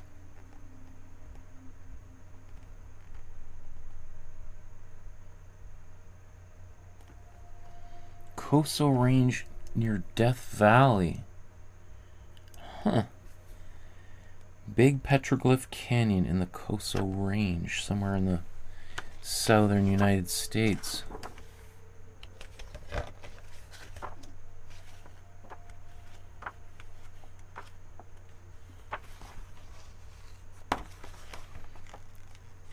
Rock art in Baja California. Whoa, what's that? In Libya. Oh, cool. Okay, so I was looking at that giant giraffe earlier. And they're doing some sort of like latex. What is it? How are they doing this? A mold is made of elastomer. Plastic is applied in liquid form, sets into plastic solid, and can be carefully removed. And a replica was cast and installed in the airport nearby town of Agadez. Another went to the National Geographic site. That is cool. That's very cool. I love that.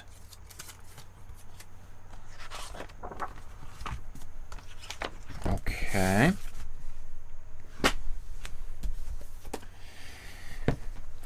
Cave art. Well, actually, no, let's keep going. Let's... Dawn of European art.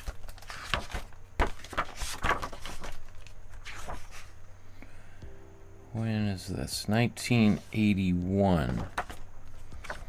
We start getting into some of those old books, and you're like, oh, jeez. Especially a topic like this, it's like, start to get to some kind of sketchy ideas. Also, a lot of these images are in black and white. I mean, that's a cool drawing, but how close does it look to the original? We don't have the photo, so we just take it for granted that that's what it is.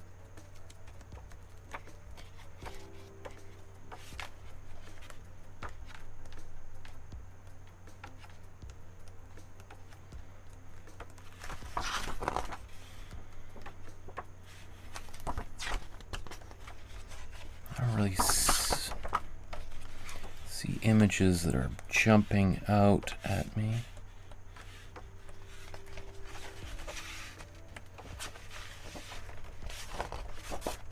Yeah, let's skip that book. Let's keep plowing ahead. The origin of creativity and belief.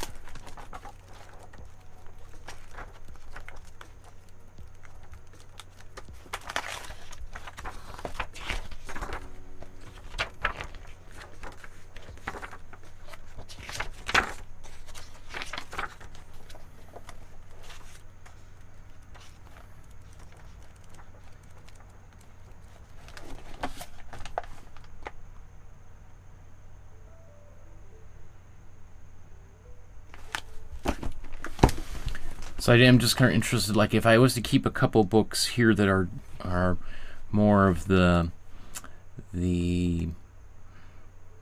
less image-based and more text-based that talk about the theory and history.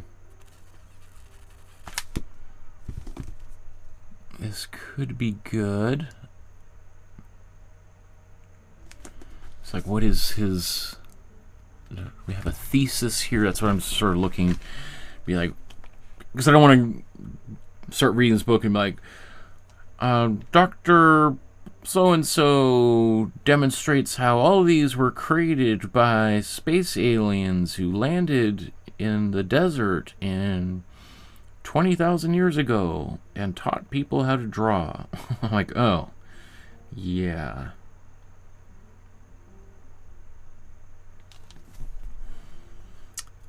On one hand, archaeologists specializing in prehistoric cave paintings have argued that the visionary rituals of shamans led to the creation of this expressive cave art. They consider shamanism to be the earliest known form of religion. By contrast, evolutionary psychologists view the emergence of religious beliefs as a normal expression of the human mind. In their eyes, a wild and ecstatic trances of shamans were a form of aberrant behavior. Far from being typical representatives of ancient religion, shamans were exceptions to the normal rule of early religion. To grasp what drove these ancient artists to create their masterpieces and understand the origins of myth and religion, as Whitley explains, it is to appreciate what makes us human. Moreover, he broadens our understanding of the genesis of creativity and myth by proposing a radically new and original theory that leads to seemingly warring camps. Whitley resolves the controversy by interweaving the archaeological evidence of the latest findings of cutting-edge neuroscience. He thereby rewrites our understanding of shamanism and connection with artistic creativity, myth, and religion. Could be an interesting book. Okay, I'll keep it then.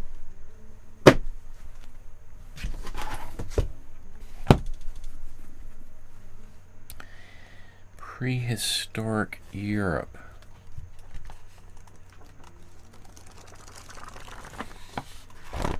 Okay.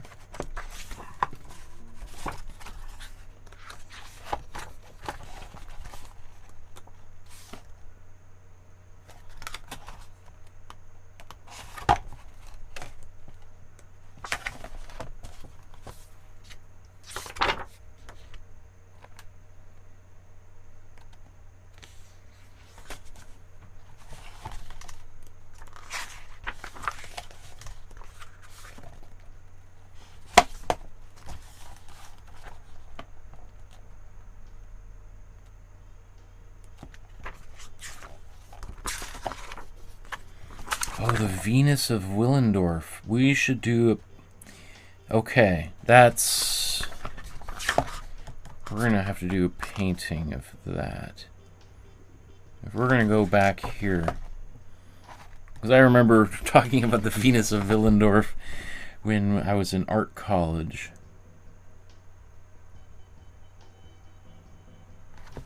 Okay, I'm going to make a... Let's... Come on.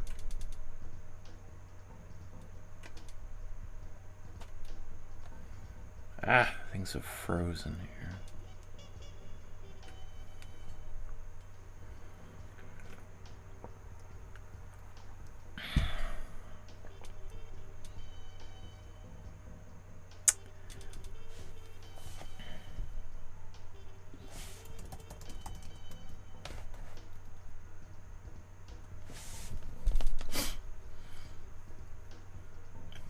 Definitely want to make a painting of that, so I'll look for images of that. Okay, cool.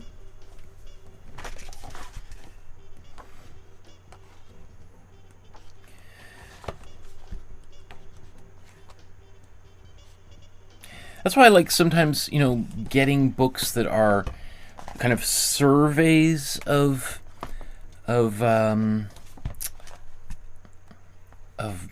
like a period of time or a genre, as well as specific books, because obviously like the Venus of Willendorf is not mentioned in any of those other books, and it's a particularly iconic artwork from so-called prehistoric time. And had I not taken this book, it wouldn't have even occurred to me. Maybe later, but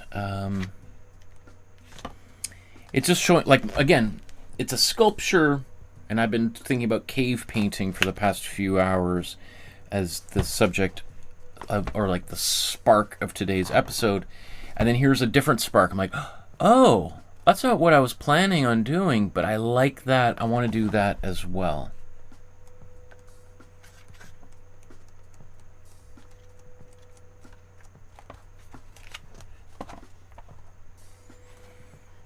Okay, now we're starting to get into much more advanced cultures here. The Mask of Agamemnon. That could be cool too. Now, how far back is the Mask of Agamemnon?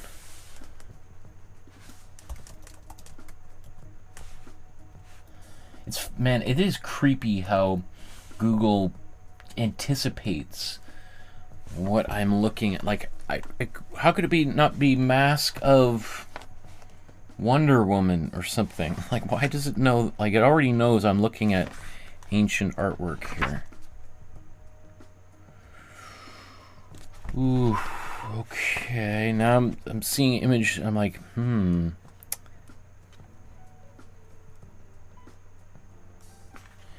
I have wanted to do. I have a few. I've actually already done the outlines for them of Greek pottery, black and red pottery.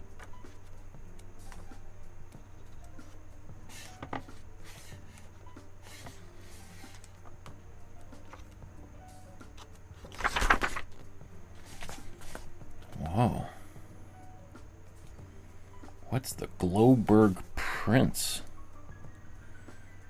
The Prince Mickey Mouse. Globerg Prince. Never even heard of that.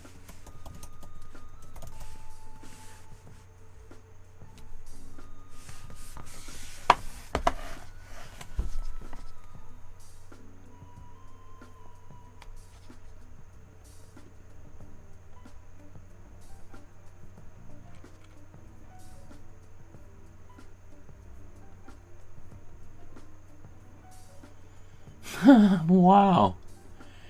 What an unusual figure.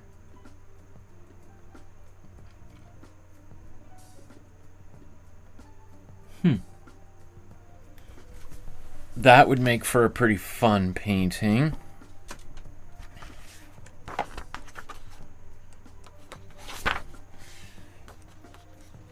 And again, these are just stuff that is appealing to me. Obviously, lots of other people might look at the same things and have come up with hundreds of different images that they find interesting.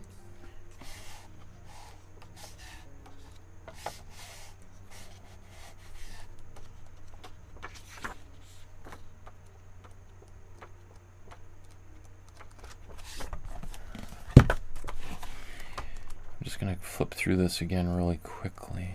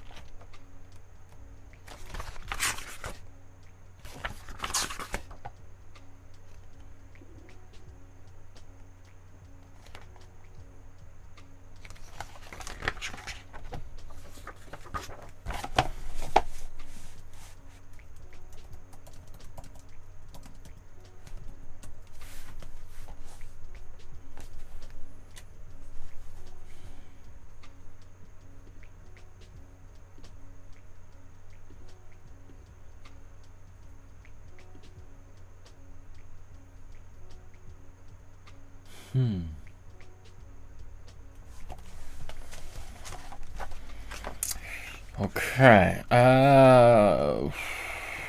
It does make me...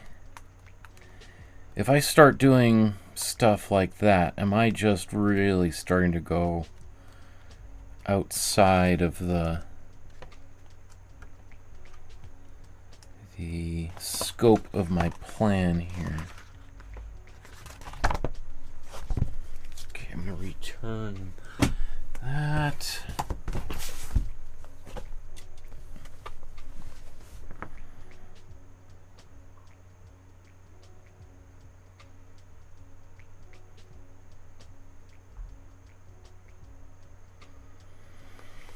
What gives art its power, Klutz says, is that it makes us dream.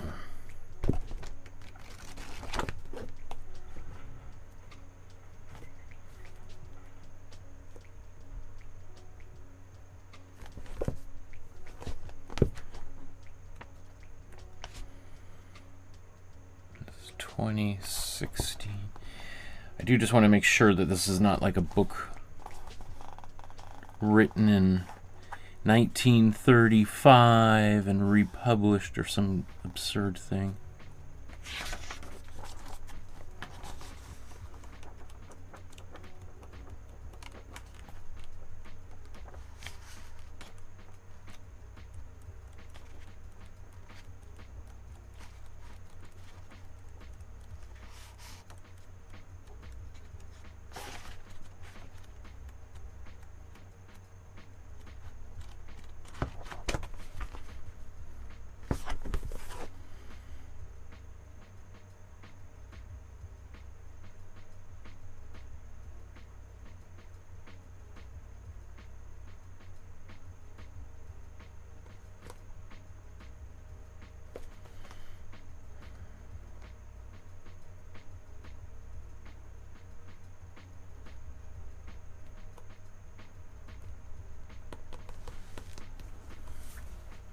Oh, interesting. Okay, so this other book that I was looking at writing, he's written a caption.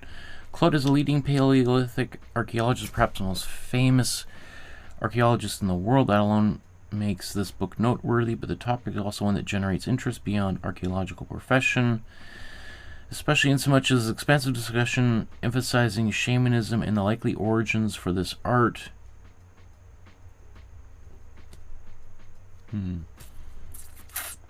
So just reading that tells me that these two people are sharing very similar points of view. So one thing is I'm always kind of interested in hearing opposing points of view. I might keep those books and flip through them a little bit more later on, but I'd be more interested if it was the exact opposite, if they were arguing against one another. I'd be kind of excited to see or hear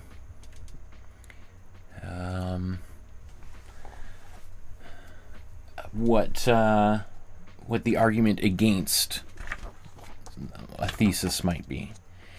Like whenever I kind of hear something really interesting online, I watch a video, I'm like, oh, that's fascinating. Then my instinct is immediately look up, like, what is the argument against this or that? Because I want to hear, like, because sometimes I do that and I see something saying, like, maybe there's a whole bunch of websites saying this guy's totally out to lunch. What an idiot. This is crazy. Nobody should be listening to this person. And you're like, oh, that's kind of fascinating. Maybe I should think twice before. I mean, I'll read, but I just kind of bearing that in mind that there's also a lot of criticism about something like that. So here's all these images of Chauvet Cave. We've talked about that image of the owl. We've got a much bigger version. So when we get these smaller books, they can be really interesting, but often don't have the, I want nice big pictures that I can scan and we can use as reference. So this is interesting. These got this photograph of the layers of artwork. Wow. So, okay, so that's super fascinating. So you see how here's the image on the ceiling. This is sort of the artist's depiction, and this showing the different steps as people drew on top of and on top of and on top of each other's artworks. I think that's very cool.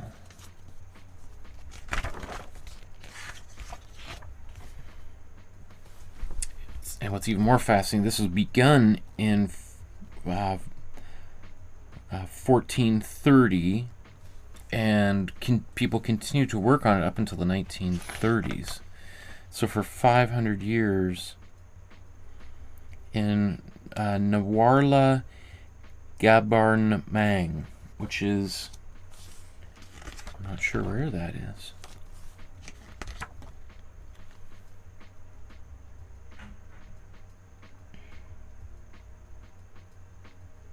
Christine says, did you book the blue one with the whiskers? The blue one with the whiskers. Which one was that one? You'll have to tell me in the blue one with the whiskers. I can't even remember what that one was.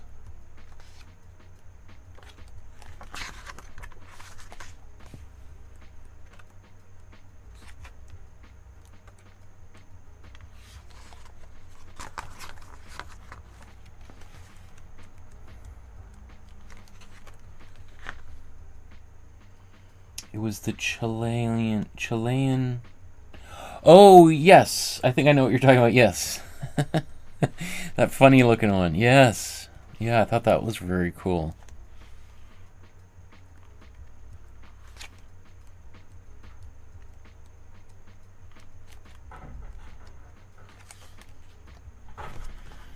Here's this. The oldest known compound animal depiction in the world, combining a lion's head with a human body carved in woolly mammoth ivory. Figure was excavated in 1939, just 1 week before the outbreak of World War II. The excavation pit was hastily filled with soil, and from the 1960s to 2013, discovered further conjoining pieces, allowing the figure to be more accurately reconstructed. Wow. From 40,000 years ago. That's wild. I mean, just also the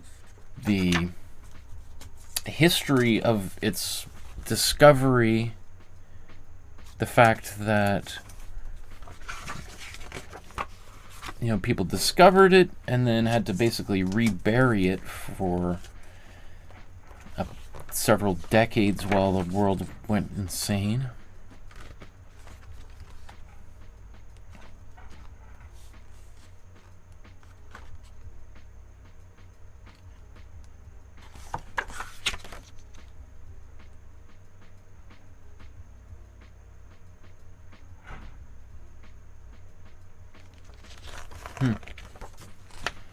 Using the charcoal, or making the charcoal from fires they used to.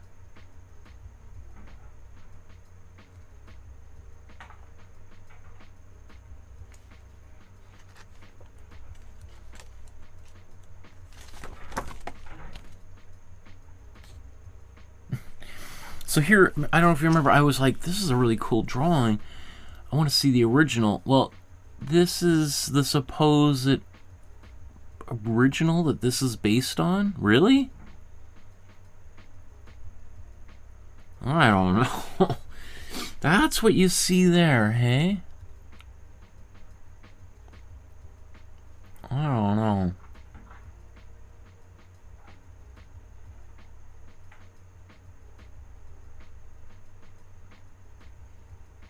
I mean, I don't even see that at all. I mean, maybe, I don't know if these are shadows or what's going on there, but that seems to me to be a huge reach.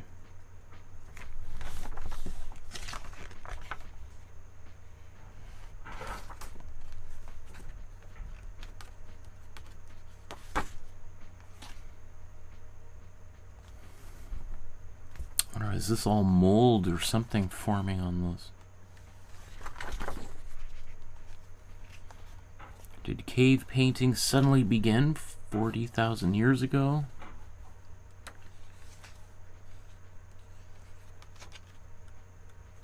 I mean, it's an interesting question. People have been around for, I don't know, almost 1 million years, I think.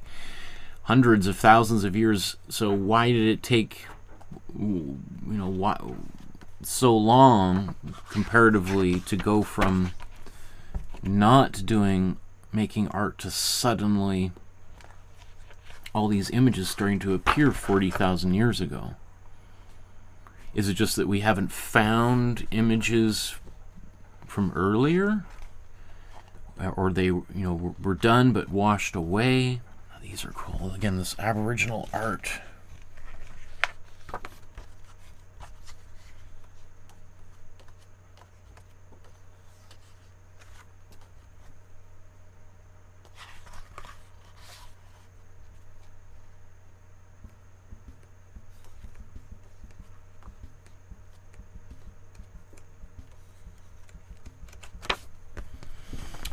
Okay. So, I've gone through all those stacks of books. I've got a stack of books that I'm not interested in that are down below there. I'm not even going to bother grabbing them up. And then here's the books where there might be some interesting stuff going on. So, now I've narrowed my set of books down to basically I've eliminated half of my books, and I've got down to this pile. So now what I want to do is I'm going to go through all of these books. You know, I need to make a chapter heading or something.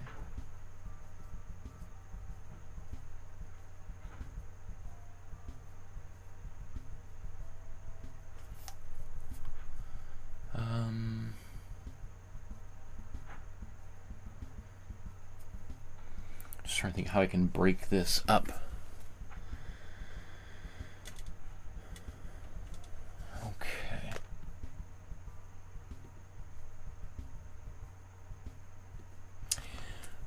So maybe before I transition into the next part here where I start to refine and edit my ideas down, just want to remind people to like, subscribe, hit the notification bell so you know when future episodes are going to take place. If you want to send a donation to support the channel, a couple dollars, that would be greatly appreciated. It helps pay for the internet and the technology, which is, 6 years on after doing these, once a week or more. The audio is having some glitchy stuff, and I'm probably going to have to get a whole new system here soon. So if you do support the channel, I'm super grateful for your assistance. If you scan the PayPal QR code there or enter the web address, it takes you to the PayPal page where you can safely and securely donate to support the channel.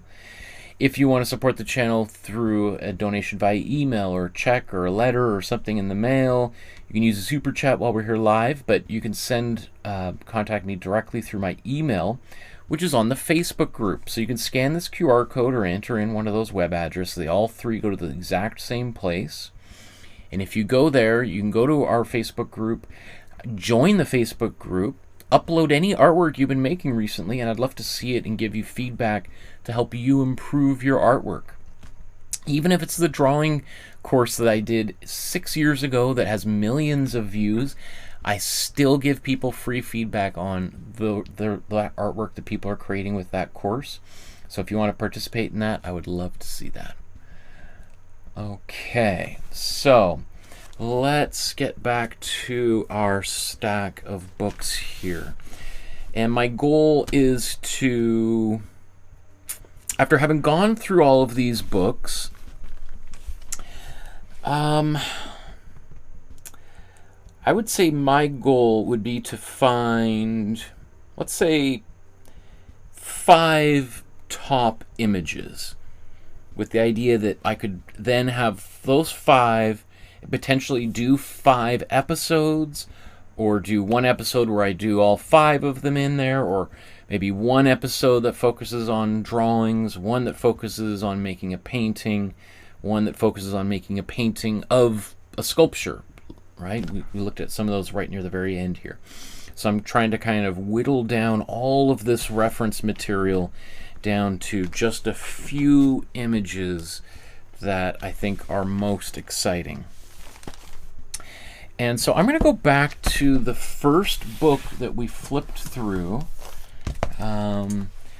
because I don't know if you can see all of these tabs. So it was just the first book, so maybe it was really exciting, and maybe I was just really overwhelmed by how cool all these images were, having not seen any of them before.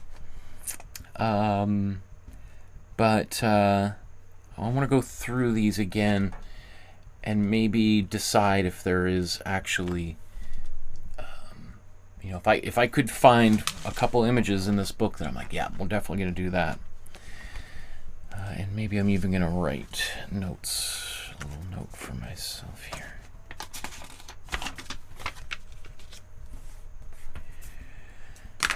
Okay, so this is Chauvet Cave.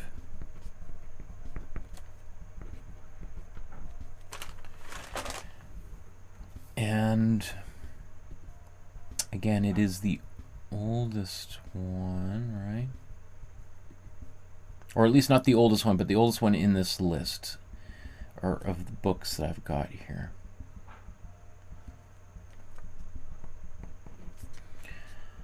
So 35,000 to 30,000 years old. So that's also a big something of interest to me, because if I'm going to do this, make a painting of cave painting, it kind of would be nice if we were to go back to a really, really old one.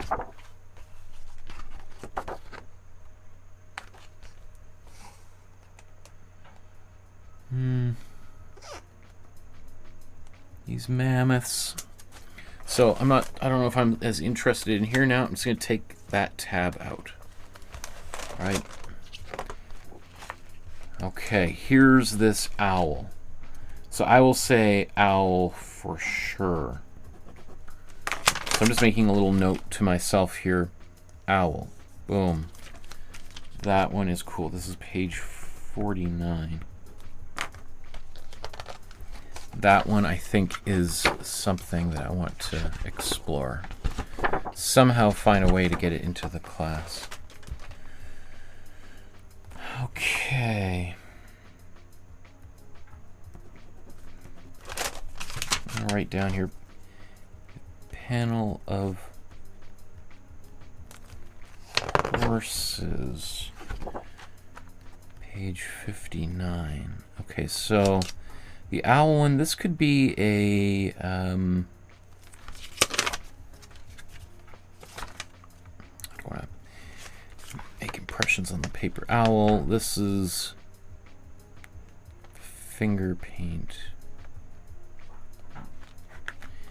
Panel of horses, this could be a drawing episode. So I think that's worthy. These, I'm going to take that tab out. Not now that I've seen so many other books, I'm like, yeah. Okay, these bulls. Maybe. Now, are these from the panel of horses?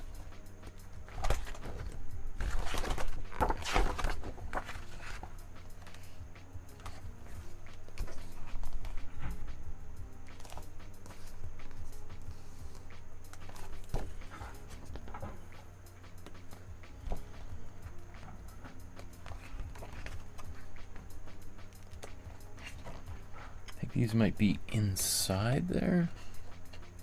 Hard to say. Where are those?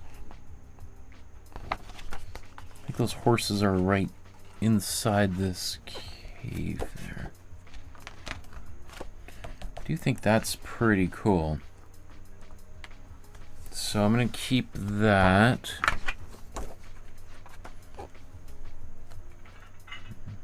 Big bison, okay, maybe. I like that. This,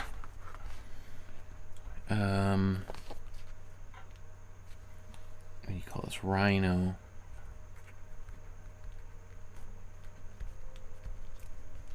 Rhino, page 93. Oh, I like this one a lot. Ibex.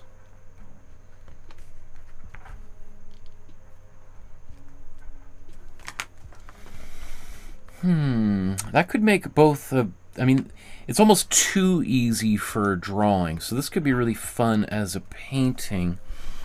Like if we tried to, I don't know, paint the background somehow. Give it this faux texture. That would be a challenge. That would be a huge challenge of thinking, like, how do you paint that? Okay.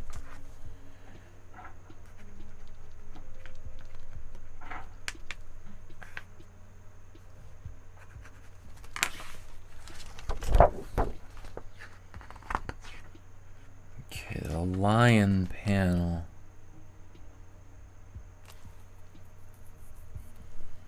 So you got these lions here chasing a woolly mammoth, and then rhinos. That's tricky. I mean, this is really cool. Again, I just want to think to myself, though, would somebody want to paint that? Would somebody want to put this, you know, make that painting and put it on their wall? I don't know. I don't know.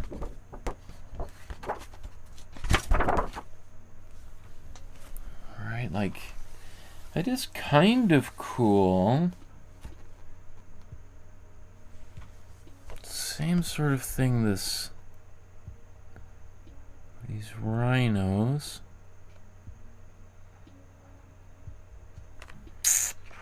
I don't know, though.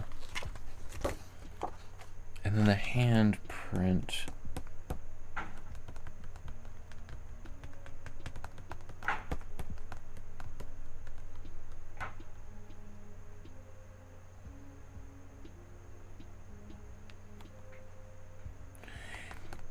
That handprint, that could be really fun.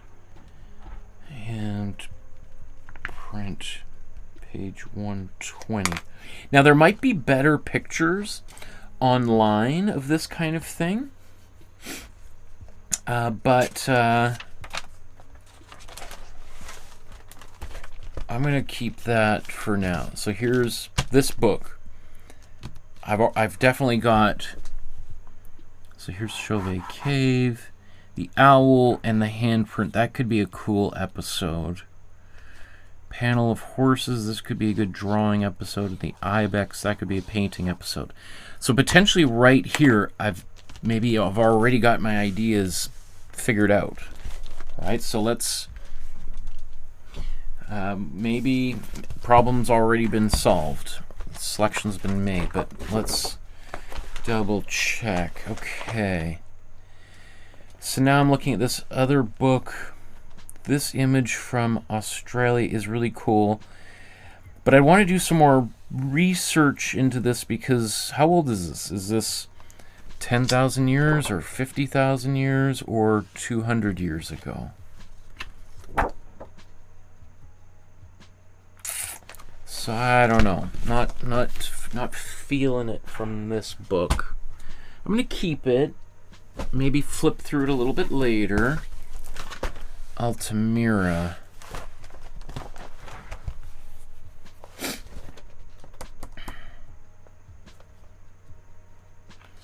So this is the one of the fingers scraping through.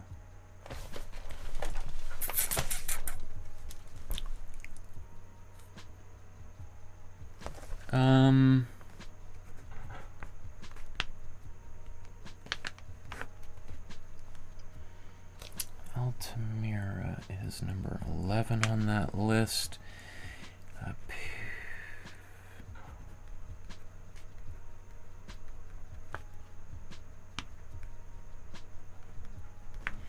So this, again, this could be a fun thing I might do with my daughter.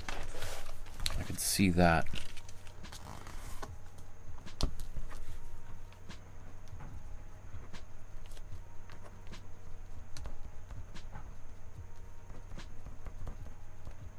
So that could be in the same episode that we do the owl.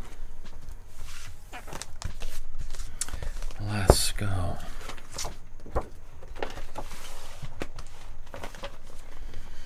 I like this. And I like this bison here.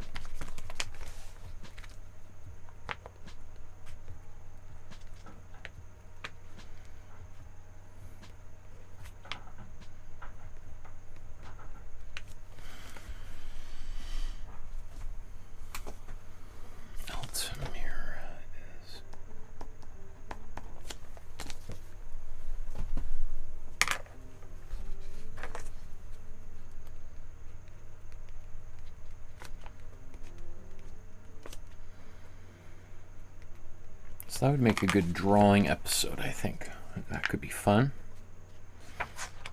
And is that the only tab? I got another one here.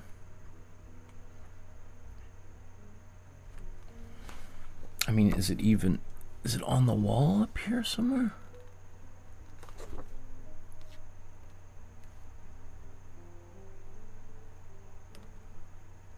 Doesn't appear to be. Oops.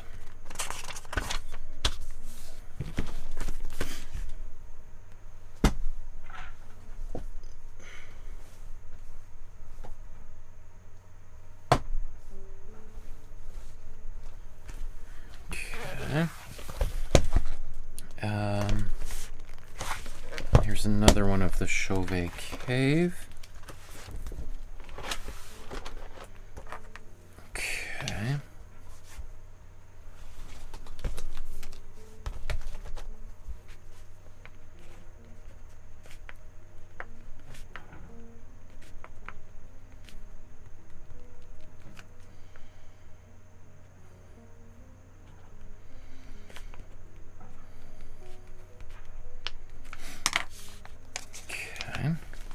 So that might be a better image than the one on 120.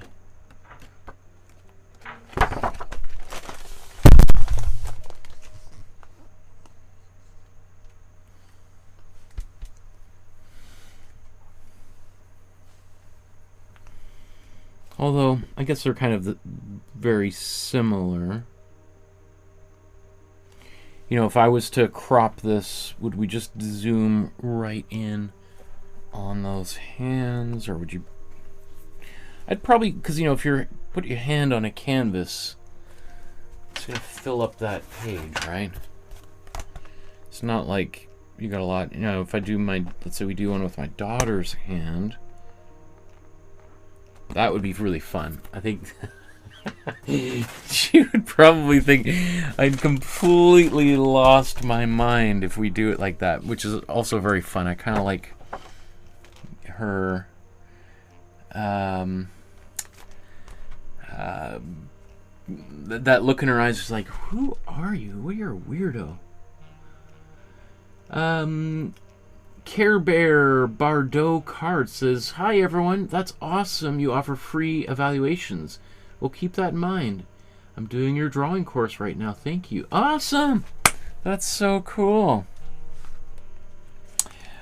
Oh, yeah. Okay, so we've got these sketches. How would I use that in an episode? These illustrations of people painting in caves.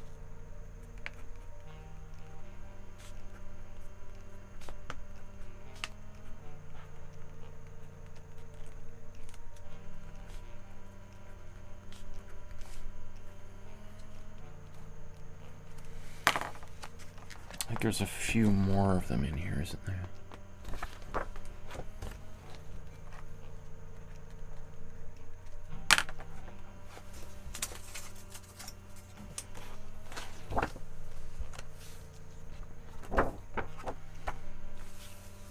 That's a cool kind of grotto. I don't imagine, though, we're gonna paint that, though. It does look like some primordial ooze. Like, what's going on? It's hard to even really understand what's going on here. I'm gonna keep it. I kind of like that image.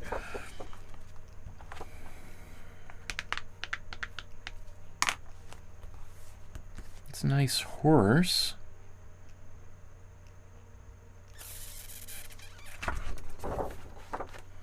This depiction of process is kind of nice too.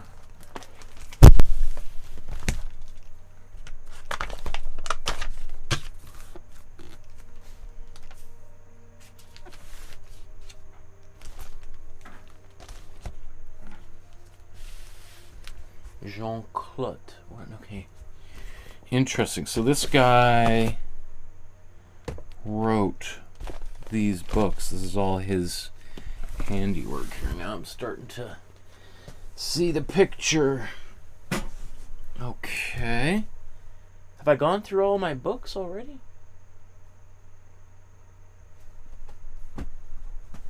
I'm just gonna Altamira, Shamans. Oh no, what happened to the... Yeah.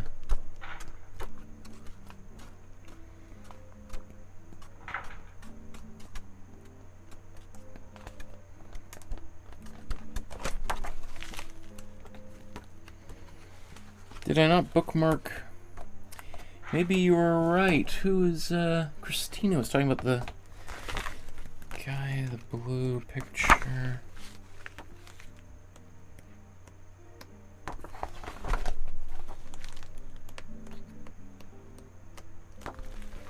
Ugh, now I'll never find it. Oh my goodness.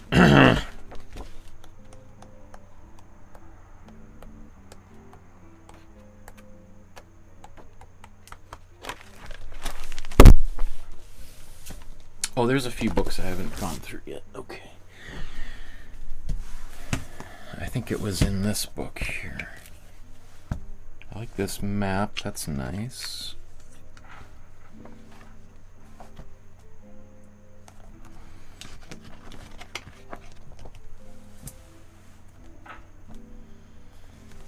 Okay, I see this. Let's do...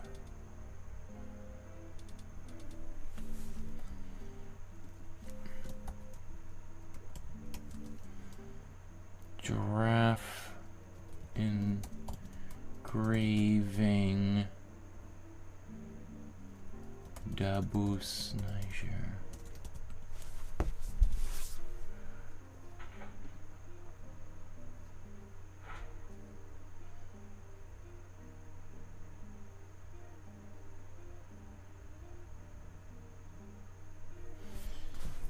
So first discovered in 1987.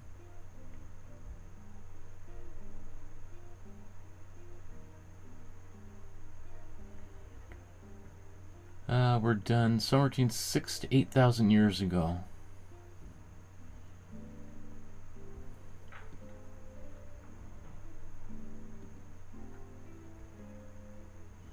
Those are awesome drawings. Wow. And I like this image in the book a lot.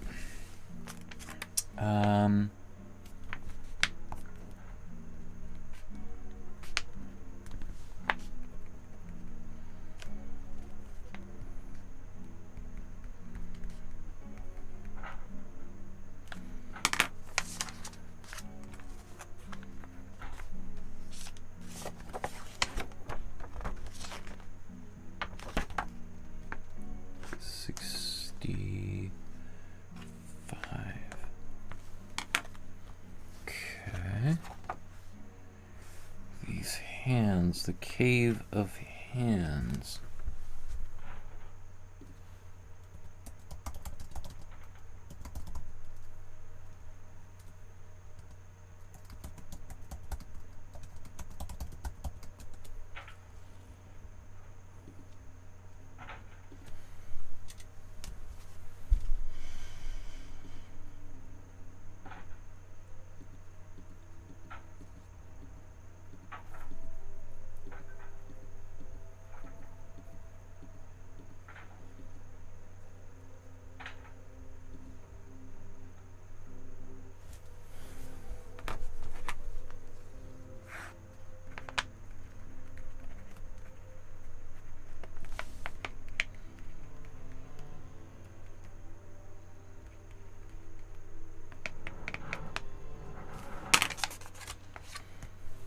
Okay, I like that. And this wild guy here. What is this? The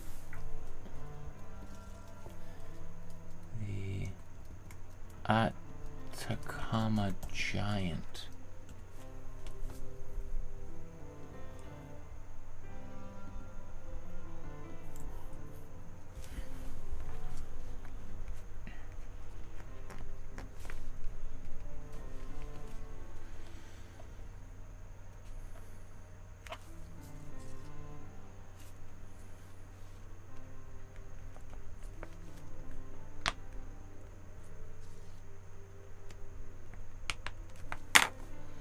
So this is much, much more recent, the Atacama Giant. Or Atacama Giant, yeah. But it is still very cool. Okay.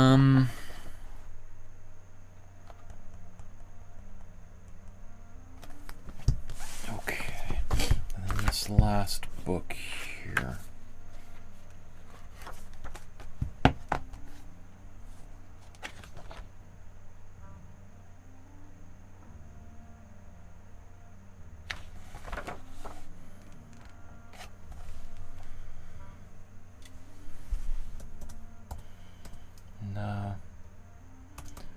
Warla.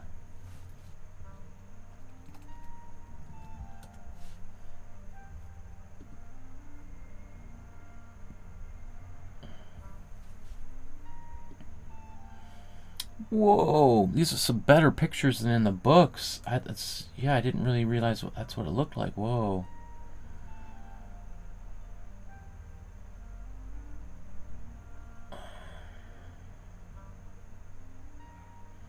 Wow, these were done 28. Okay, so these are really old. Okay, so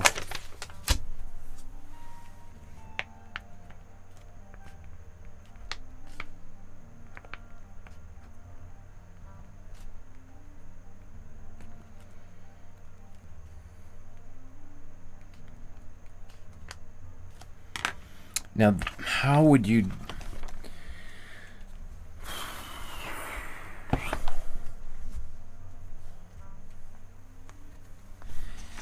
This would be tricky because of how many layers.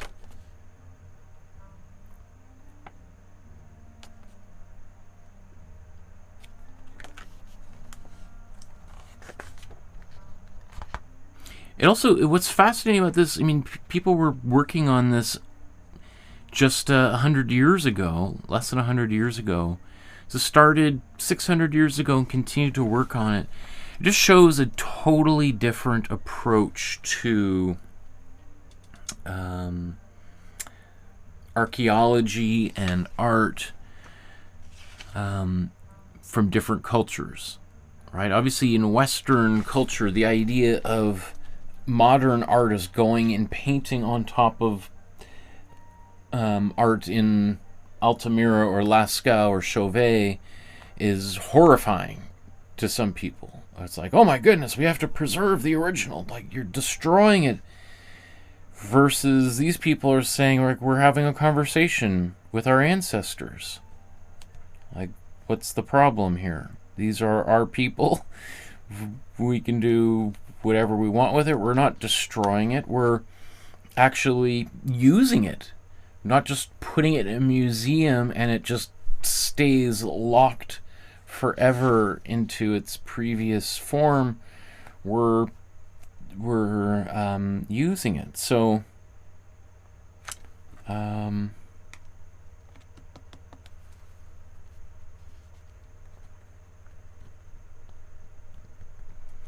one thing with using images, artwork like this, is it does get kind of sketchy talking about like cultural appropriation and stuff. So that's my one little fear there about all of this is I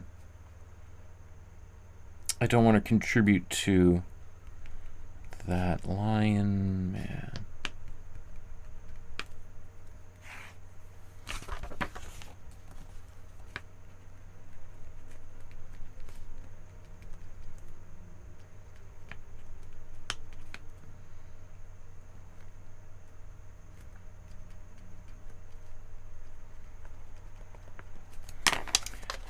Okay, I think I've gone through all my books now.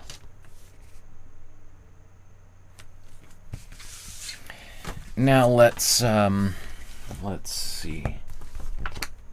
Just gonna get these books back out. What is it in here that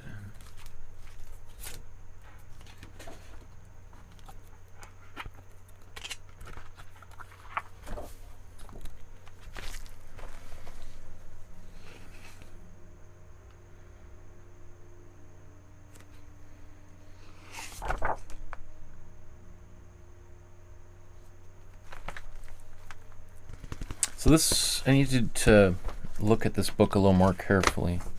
It's going to write.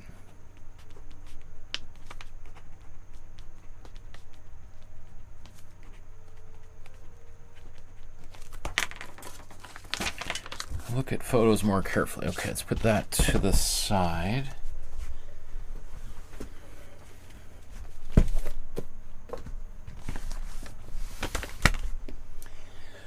So now I've gone through my books, and I've got 1, 2, 3, 4, 5, 6 really that I'm looking at out of, I think there were 6, 7, 8, 9, 10, 11, 12, 13 books. So I went through all 13 books, narrowed it down to 6.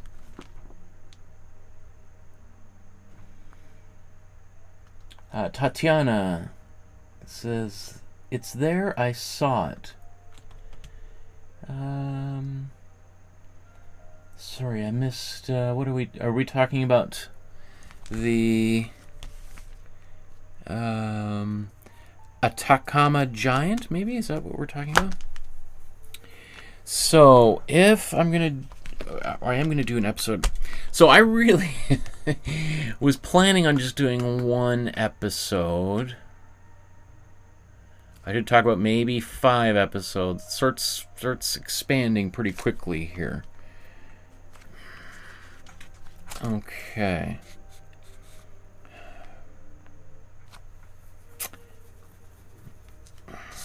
Man, I got a lot of options.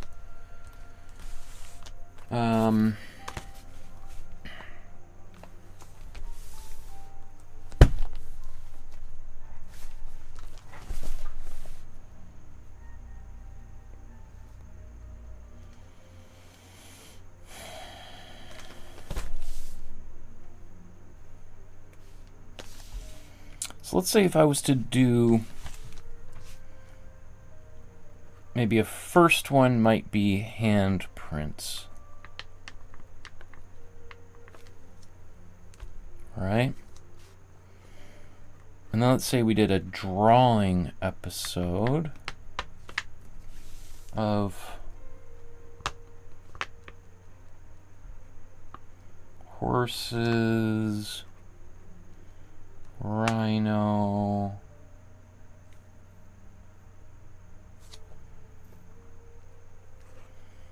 let's see, we do the owl, texture, painting.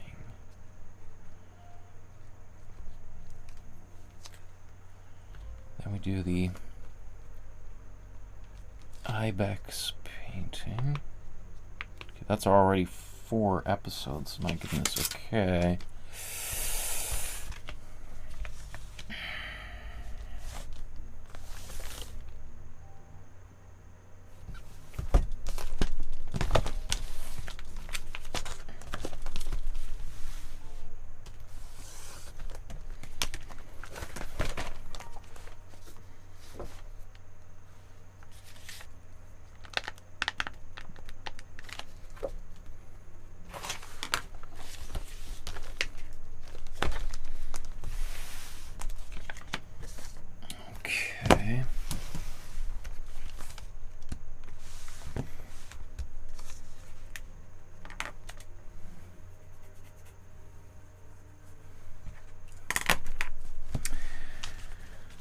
And then,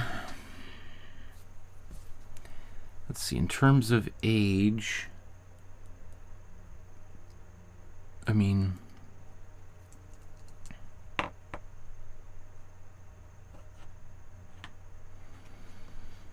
kind of feel like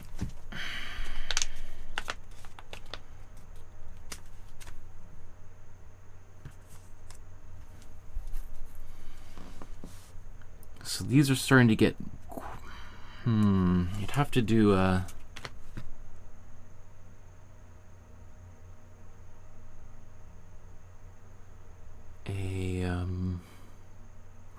well, let me just put him down here. It's Venus,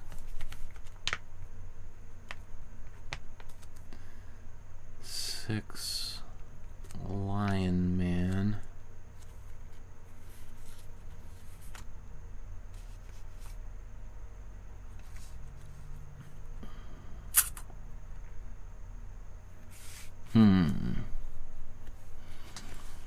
This Narwhal, that would be hard to do. And the idea of painting and then painting over something, I think it sounds conceptually interesting, but that's also possibly cultural appropriation. So let's think about that.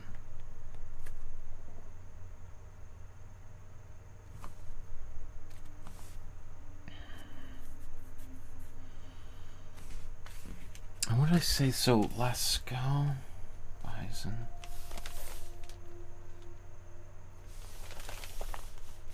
The Lion Man is like one of the oldest things here. So technically, that might even be the first one, but it's not a painting, it's a sculpture. It's almost kind of like, I might do that afterwards.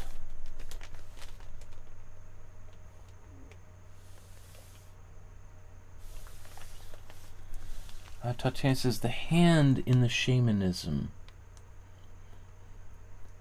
The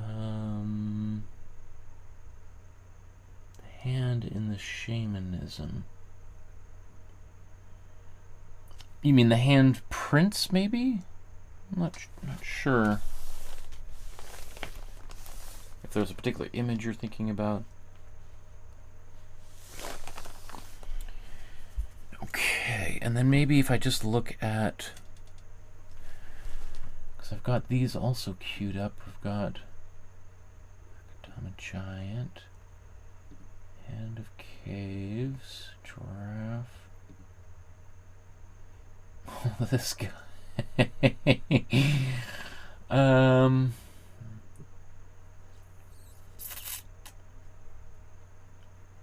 No, oh, it's.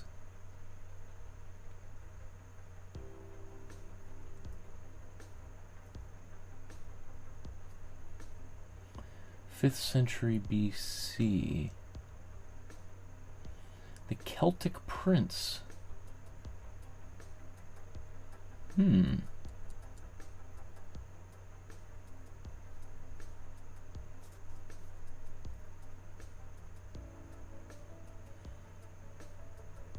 Hesse, Germany.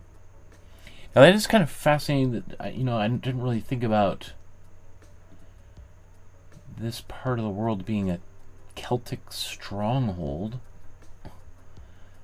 You think of the Celtic people being in England, northern England, Ireland, Scotland.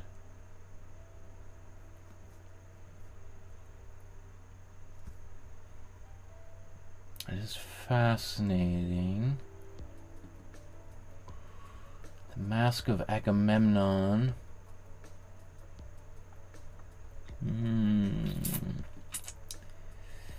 Venus of Willendorf, though, for sure.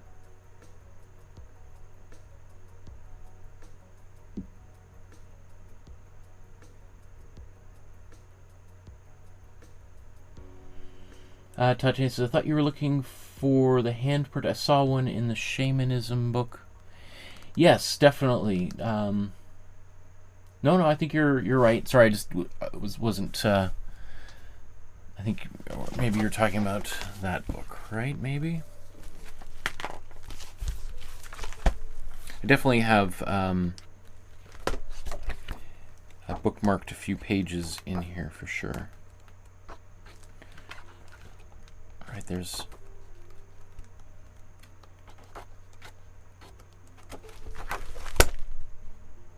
Oh, this is by that same guy. My goodness, like half of these books are all by the same art. This is also by the same guy. Now that I look at it, okay, we've got 1, 2, 3, 4, 5.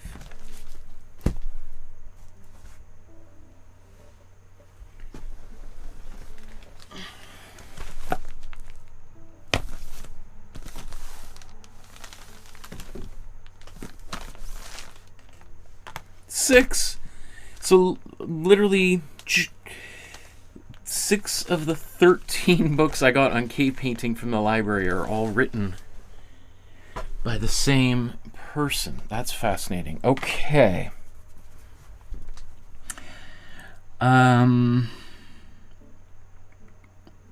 That's just weird. Okay. So I think I've got a plan here. Now what I'll do, I think in a future episode, maybe I don't know if this is of interest. Maybe.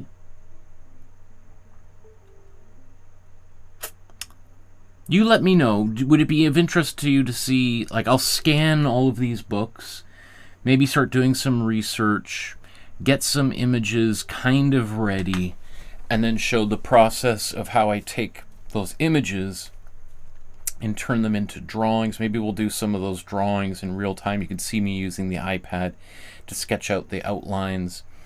I think that's what we'll do. Okay, so I've got a rough idea now, just to summarize, of what to do next.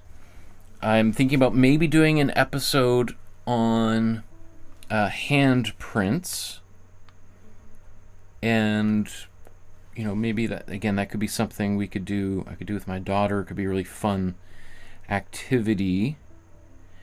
Potentially I fold that into an episode where we do the texture. So let me just think about that. That could be one episode, or it could be 2. Then we do let's say a drawing episode focusing on horses, bison, rhinos.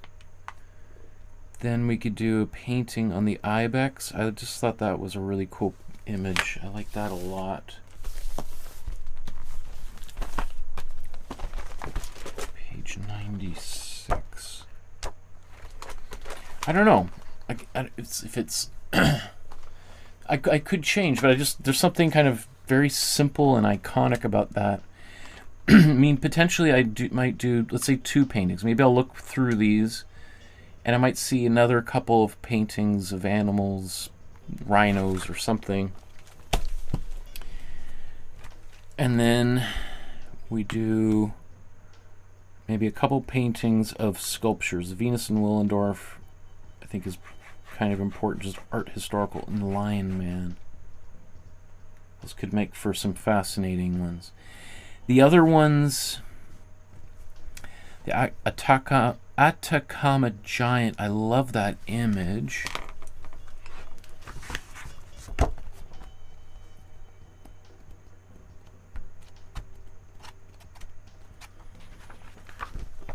There's something just so wild about that.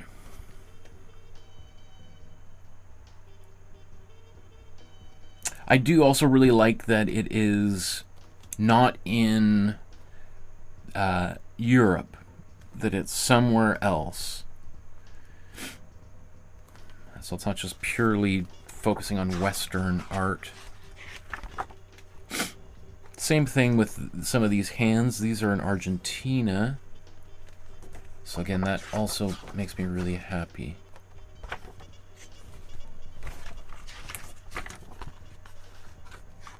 These giraffes, and this is in Niger, so that's, the thing is,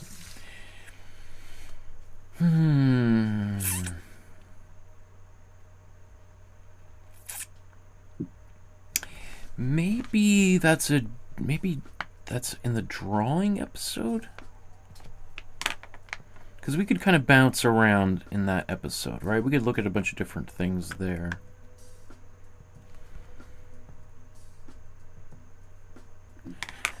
Man, you see, once I start getting into 6, 7, like that's, at the rate I'm going, that's might be 2 months worth of painting, which starts to add up, right?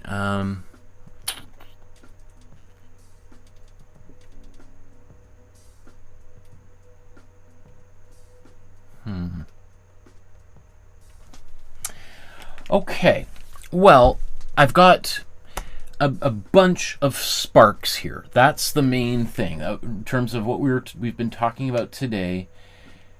We began with a spark.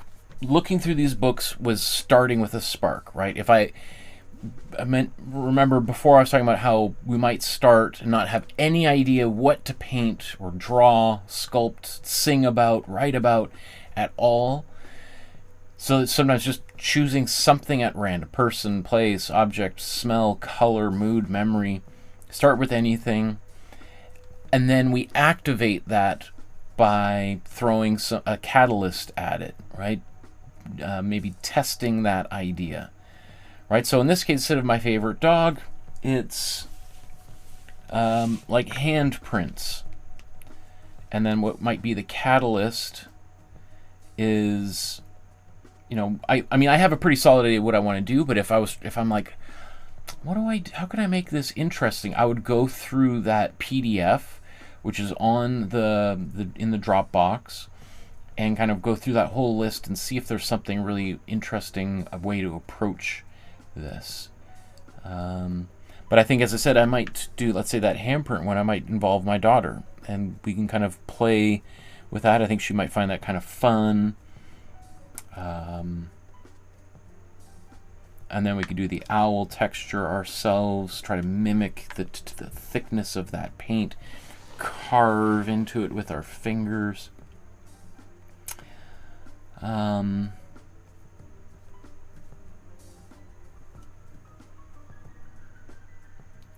So, you know, a little bit, maybe even next time we meet, is me starting some of these drawings, and it's that once you start in that process, you start to kind of feel like, am I feeling this? Is this something I really want to do or not?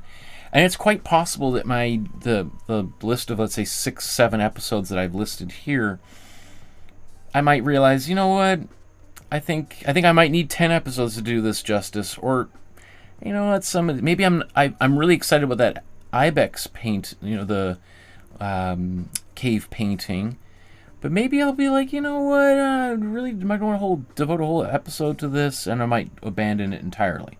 So we'll see, right, as that process gets started. And so that's this idea of generating these variations, is starting to sketch it, draw it.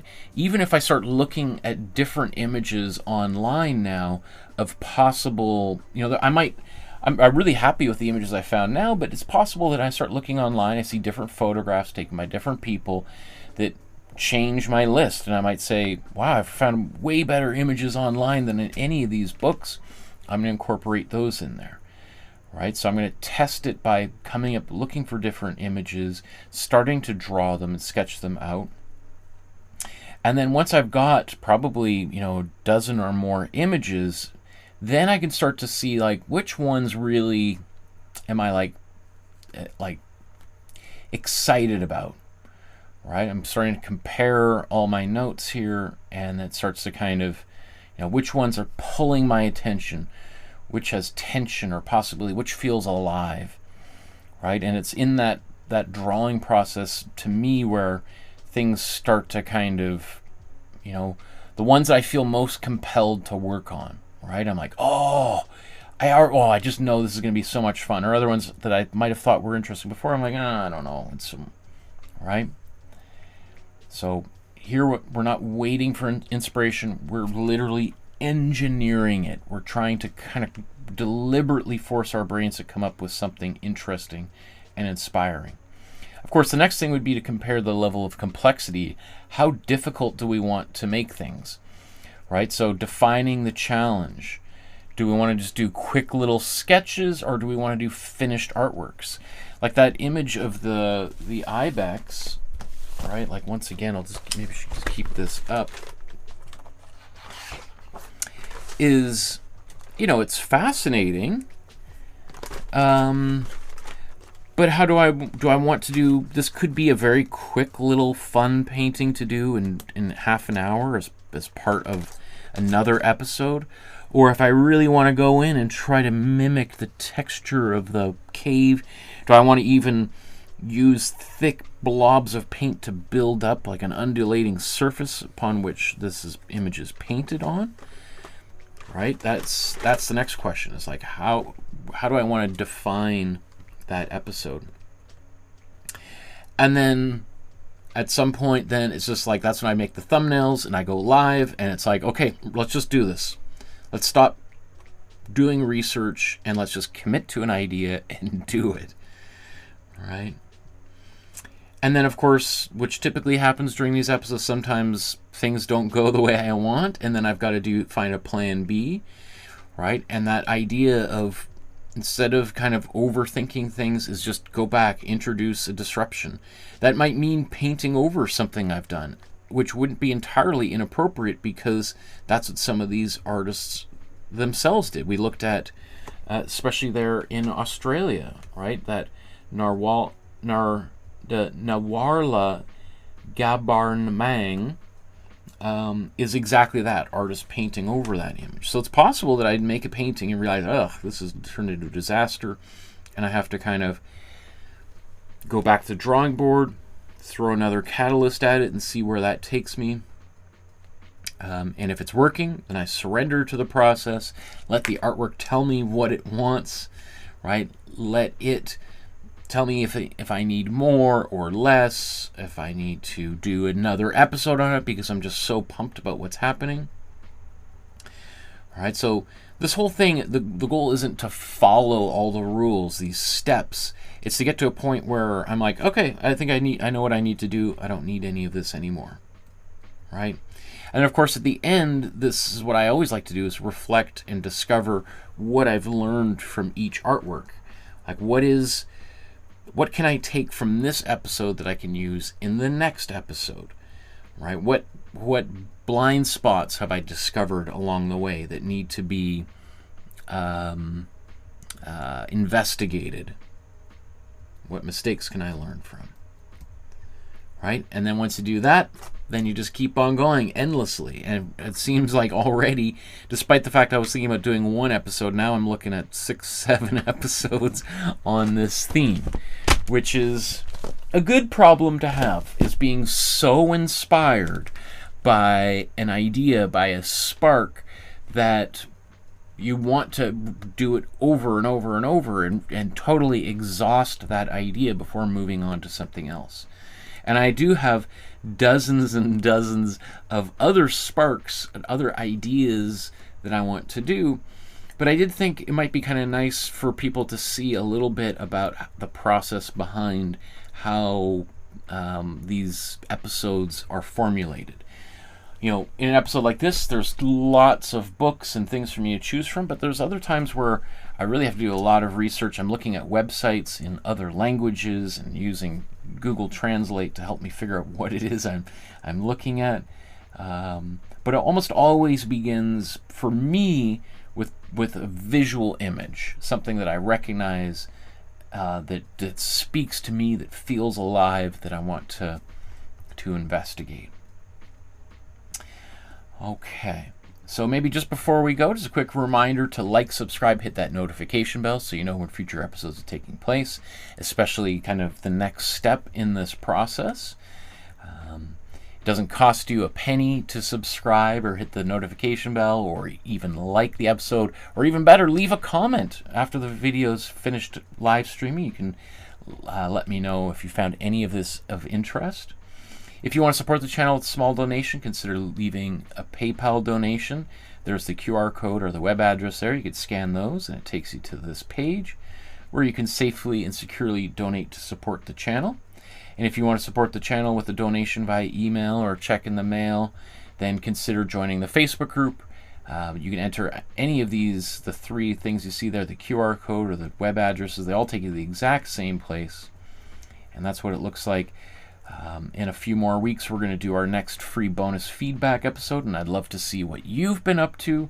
Maybe something you saw today inspired you. Maybe you want to do a cave painting before I get to it, or the idea of cave painting, you're like, that's ridiculous, I want to do the exact opposite. And that's the spark of the cave art, pushes you into the opposite direction. I would love to see what you create. So it's such an awesome community that we've created here on YouTube, and if you haven't already, I think it's a really cool group community to be part of. Okay, everyone, thanks again for keeping me company the last 3 hours here. It's been fun exploring. I've been resisting the urge to do this on my own, which is what I typically do with all the past 400 painting episodes. But I wanted to finally do one where you see kind of how the sausage is made. Remember that anytime you're looking at art, talking about it, thinking about art, you are doing the world a favor. You're doing yourself a favor. At the very least, you're helping bring more positivity into your own life. But by doing that, it sends ripples out into the world that make your family, your community, your friends, your place of work better. You're encouraging other people to pursue art. And boy, don't we need more positive, creative gestures and actions in this world to help counterbalance all the negativity, the destruction and violence currently going on around the world. So thank you for being part of the solution. We'll see you guys in our next episode. Have a wonderful afternoon, morning, evening, wherever you are on our beautiful planet. Until next time, my friends, we'll see you again soon.